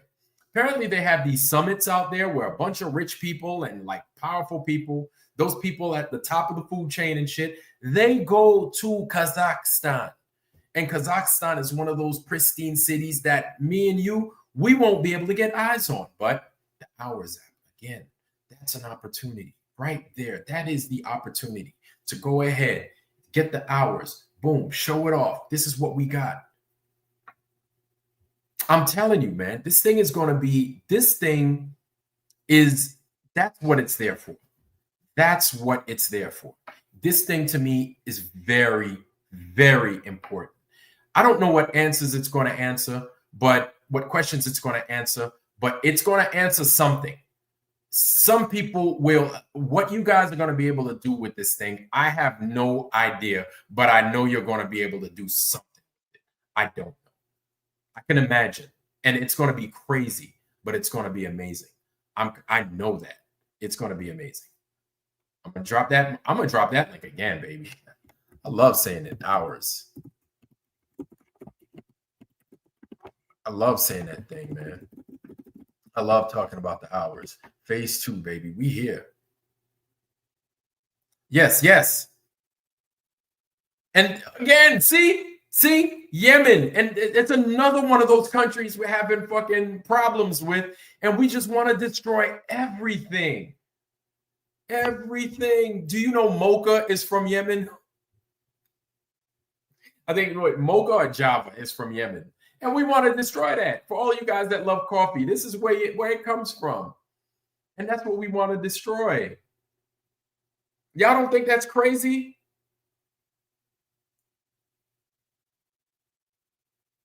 Y'all don't think that's just absolutely crazy? Yes, y'all check that out. Oh, thank you, Dr. Bass. Dr. Bass Ackwards coming through with the clutch performance. Thank you, sir. I appreciate that. Hold on, I'm gonna get out there.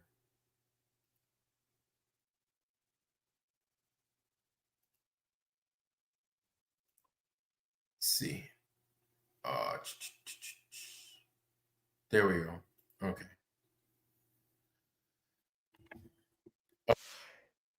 Wow, that looks beautiful. That looks amazing. Yep. Yep. Yep. And so it's just remarkable just looking at these things. And thank you, Dr. Bass Ackwards. It's remarkable looking at these things and trying to figure out what the hell it is they're trying to do. It's just strange all around. That's a good question, Maria. That's a good question. Yeah, because Petra's down there in Jordan. I don't know. I don't know. Petra and all those places around Petra. Because that's the thing. People want to make you think that Petra's the only thing that looks like it's melted or it's like chiseled into the side of a rock. But if you look in and around Petra, you could go on Google Earth. You could go on Google Maps. You could look at it and you could look in and around Petra, zoom in on it. And if you look at those features, it looks like it was once a normal place and it just got melted. It just got like something destroyed that place. Oh yeah. Oh yeah. Yeah. I think I think they are. I think they are trying to erase it. I'll go a step further. Those guys, those group of people that are part of the synagogue of Satan, right? The ones that a lot of people are getting tired of. I feel like if you look, which I'm going to share it with you, okay? And no strike. If that's not you, then it's not you. If you don't operate like that, you don't operate like that. Cool. Hold on. We're going to go look at Urbano Monte's map, and this is something that I'm going to go a little bit harder in the paint on here later on. Okay. Hold on.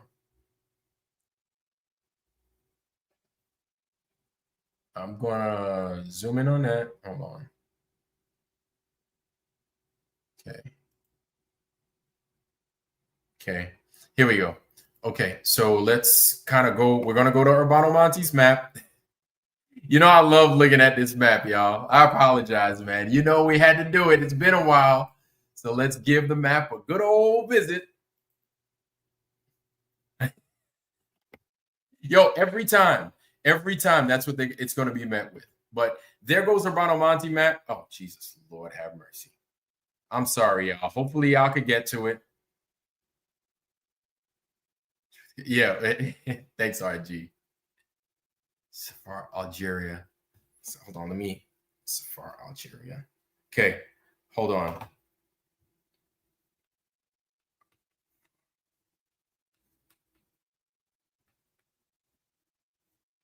Yeah, so I think that part of Africa too is just strange. There are a couple of things I want to show y'all. Y'all check this out. And then for all you guys that could take it a step further, have at it. But let me share this with y'all. Okay, so here we are. Golly, I wish let me just see if I can get rid of that. Okay. So here we are. We are in the Urbano Monte map. So let's zoom in.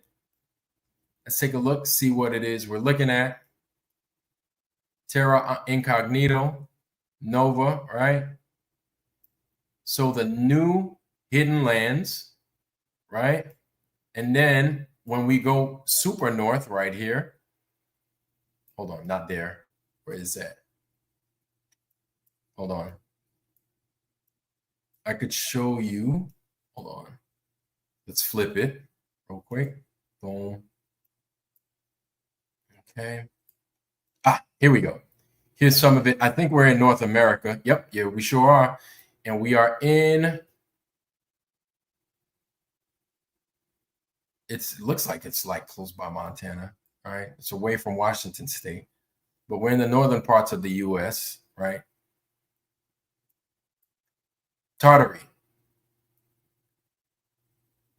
Molto, Tartary, the campaign of Tartary. So one of the things they mention about the Tartars, right, in Monte's map, and a lot of the maps subsequent to Monte's map basically refer to these Tartar people, right? These people are nomads. So they go all over the place doing Lord knows what. But they're a traveling people. And then I think here, hold on, make sure I'm there.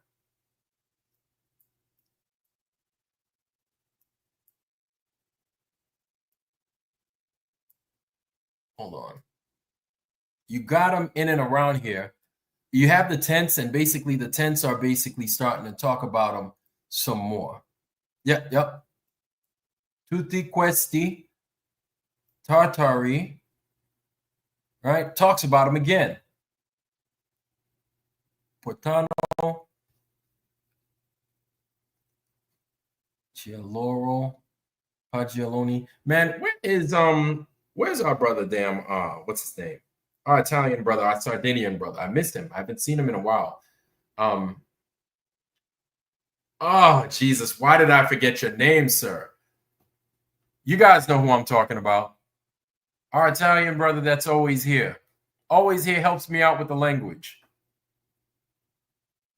Where is he? Where is he? Yeah, here be dragons, there be griffins, there be unicorns, or alicorns that they like to call them, right? But you have Tartary all over the place. You have the Tartars everywhere. And then when you go down there, it calls them nomads. And in a lot of these different people's writings, they talk about the Tartars. They talk about how they live. They talk about them going from place to place. They don't have a home. No, not Santero. It's almost like Santero. It is Sandro. Yes, thank you. Sandro, our brother Sandro, man. I miss him. Haven't seen you in a while, Sandro. So come on back. Hopefully you're doing all right. Somebody please check on Sandro. Hopefully Sandro's around. And so yes. So that right there. Yeah, that right there. If you look at that part of Monty's map, I think what they're talking about is how these guys go around, sure, but they didn't finish. I honestly believe, and I could be wrong, I just have to do a little bit more reading on it. All right, and then you have them more.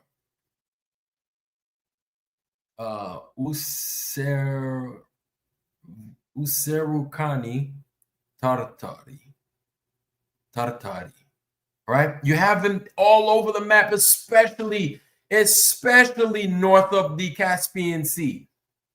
And if you go in and around here, that's where a lot of them come from. Look at it. Siristoni, Tartary. All right. All over the place. This you can, so I'll tell you what, man. Urbano Monte's map, you can always use this as a good reference. Always a good reference, this Urbano Monte's map. I'm sorry to have y'all turning y'all's head, breaking y'all's neck. Excuse me. But you can always use Monte's map as just a reference tool. What an amazing map. What an amazing map this reference to Urbano Monte's right here. Hopefully y'all didn't lose me or nothing like that.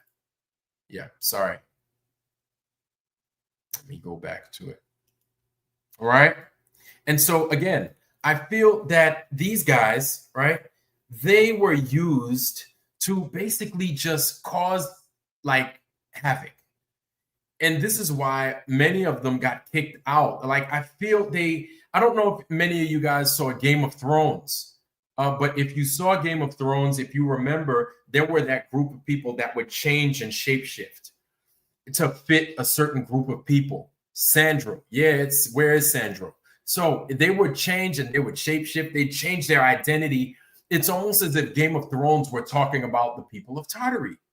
I feel, and those people, those nomads, they go everywhere and it's like they move, they shift, they go from place to place. And it's like they deliberately caused problems. Was it the White Walkers? No. The White Walkers were the dead people. The ones that changed their face was the one that, what's her name? Arya Stark, she joined that guild to go kill people. Yeah, Arya Stark went around to join that guild to kill people. And they would change their face and they'd look like somebody else and they would just blend in with other people and just cause problems. I feel as if the Tartary people are are those that might be part of these Zionist groups. I know it sounds crazy, but just you got to hear me out. You know what I'm saying? I'm not trying to mark anybody or nothing like that. I'm just talking specifically about these Zionist groups. They are those Tartary people. They are those people that move from place to place. They steal other people's identity, and then after they steal their identity, they just cause problems.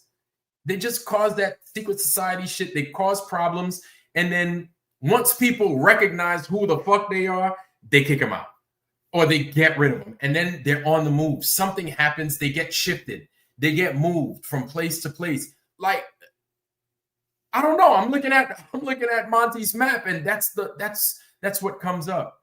That's what comes up.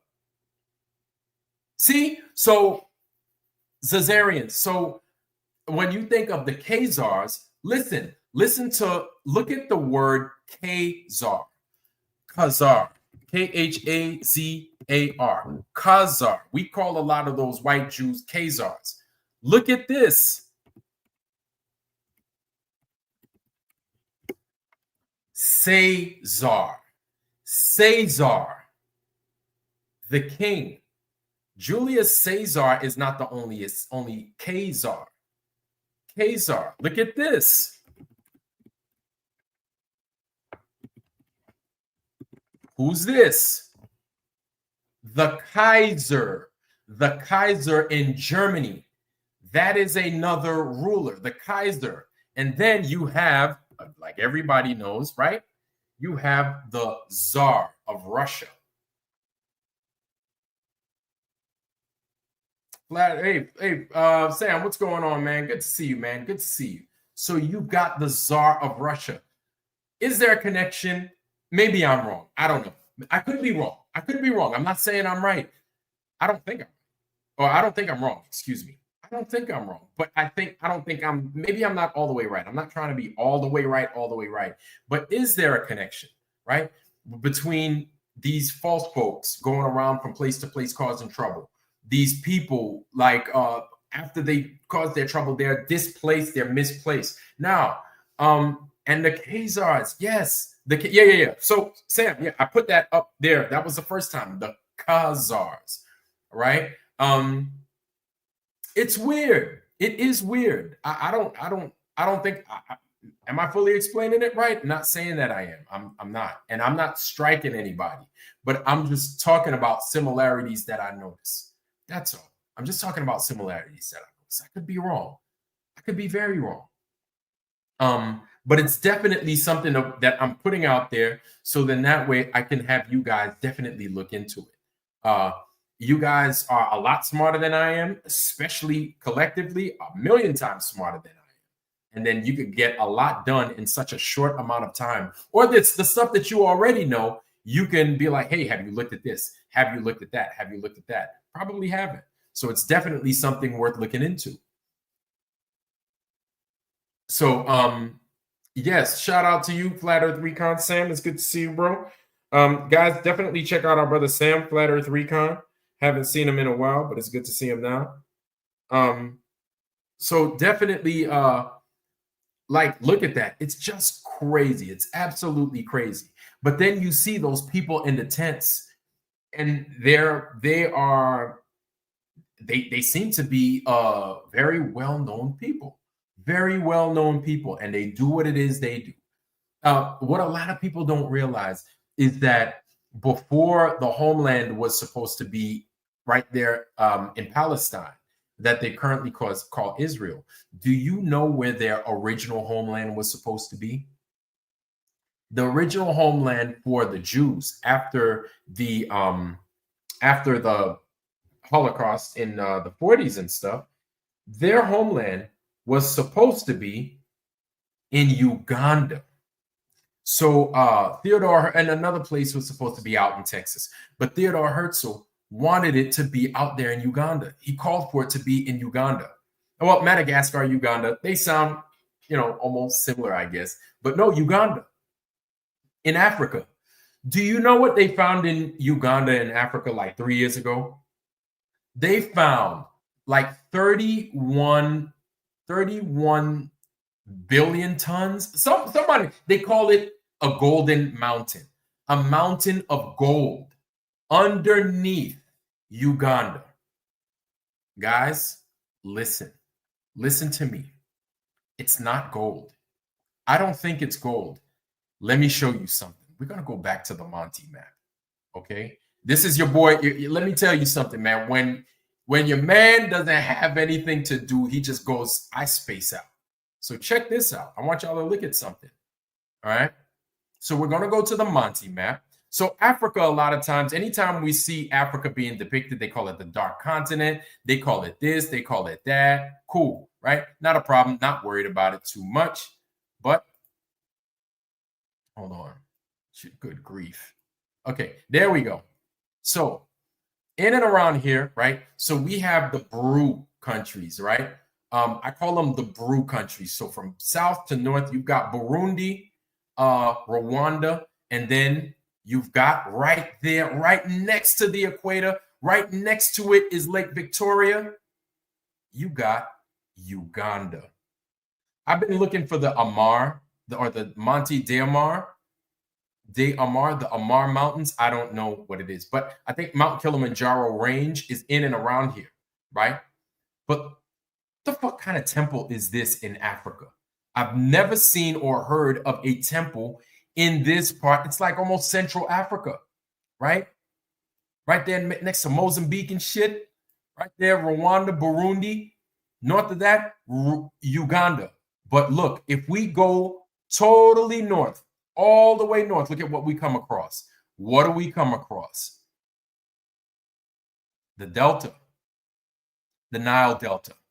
Directly above it, the Nile Delta. Soon as you go directly south, Uganda. People, I don't know what this means. I don't know if it's luck. I don't know. I don't know. Right there on the equator, right there south of the Nile, directly south of the Nile is this thing. What the hell are we looking at? And this is where original Israel wanted to settle. What are we looking at? What could possibly be there? What? This is right here in Africa, y'all. I highly recommend you guys to take a look at it. I highly recommend you guys to try and figure it out because I can't. I just stumbled upon it, and it's just a weird coincidence in my eyes. Maybe it means nothing. Maybe it does. I don't know. I don't know. But this right here is strange to me, too. This is like the Seine. To me, this is like the Seine River. Because it runs, you've got this thing. It wouldn't surprise me if there was a cathedral over here at some point. Or if there are old world structures of something sitting right here with this big ass river running through it, doing what it does. Wouldn't surprise me if there was one right here. What y'all think? I know. Y'all don't believe it. Y'all think it's crazy. Y'all think I'm wild or stupid. I get it, right? Tell me what y'all think. I think that's wild. I think it's strange. Directly south of the freaking Nile Delta is that I've never seen a ruin like that in Africa ever. Maybe if I saw it along the northern coast, sure, because of the Greek influence and possibly things like that. Sure, like I could see that. I would go as far as to say along the northern part of Africa, even so far out towards Senegal. The Gambia and stuff like that, Algeria, Mali's, all those things. I could see those types of ruins in and around there. Libya, Tunisia, sure. All day. But you're going that deep into Africa and you're finding these kinds of structures. What the hell is going on? What is going on? Strange, so strange. It doesn't make it doesn't make sense to me. It doesn't, because of what I was taught, how we were taught, and what we see. I just don't get it. It don't make sense to me. It don't make sense to me. No. Anyway, fam, I want to leave y'all with that. I want to leave y'all with that. I guess a cliffhanger. I don't know. But what I'm going to do, again, is I'm going to leave you also. This is just another reason. I'm going to leave y'all. Oh, Lord have mercy. I'm going to leave y'all again with the hours, definitely. Right? I tell you what, after visiting Urbano Monte's map out there in at Stanford University at the Rumsey Center, one thing that it told me, because of all the weird shit that I saw with Urbano Monte's map, was that this thing is a lot stranger than I expect. In person, it is not at all what I thought it was going to be. That map it doesn't look anything like it does in digital life. When you see it in person, when you see it up close, you see all these imperfections that you don't otherwise pick up while it's in front of your face digitally. If you live in California, I highly recommend you go check it out yourself. If you live close by, go visit it. Just check it out. See it for yourself. It's gonna listen. For what you think you saw and what you think is enough from what you saw inside the digital copy, you're going to get a lot more if you see it in person. That's all I can say. I don't know what your experience is going to be like, but I highly recommend you see it for yourself. Don't rely on Vlad to do everything, because I can't give it to you from Vlad's perspective. You have to experience that on your time, your own way. Because after I saw it, it blew my socks off. I'm talking about Urbano Monte's map. Urbano Monte's map. Please go check it out and see it for yourself. You'll find things in there that I might not have seen, that I totally might have skipped over. Go see it for yourself. Check it out, Joe. But again, here's a reason. Here's the reason why. Here's the reason. The Hours app. Hours Phase 2. There it is, family.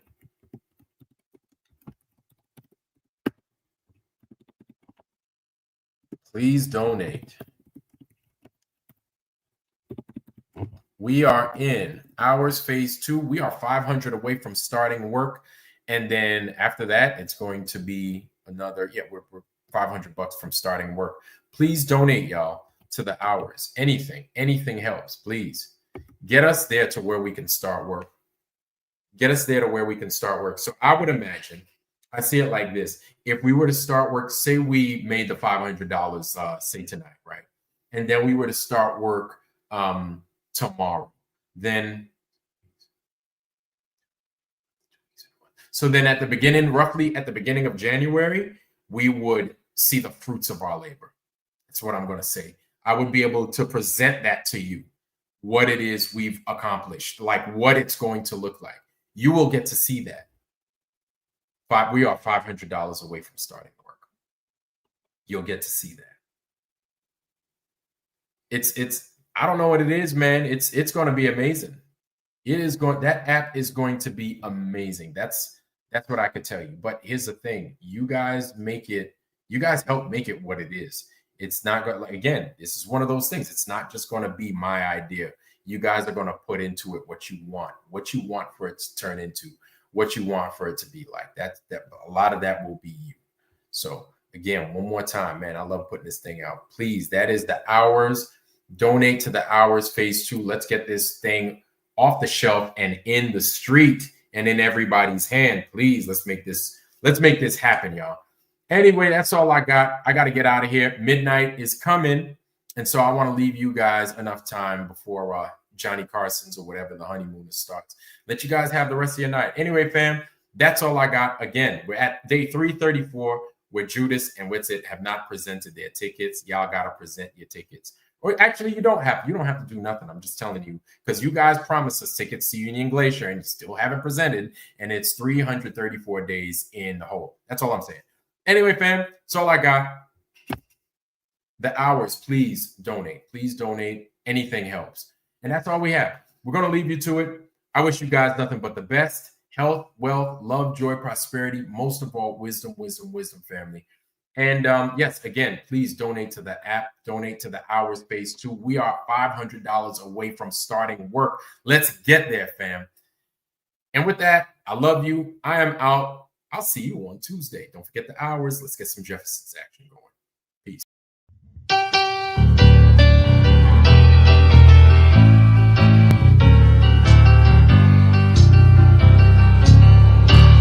has removed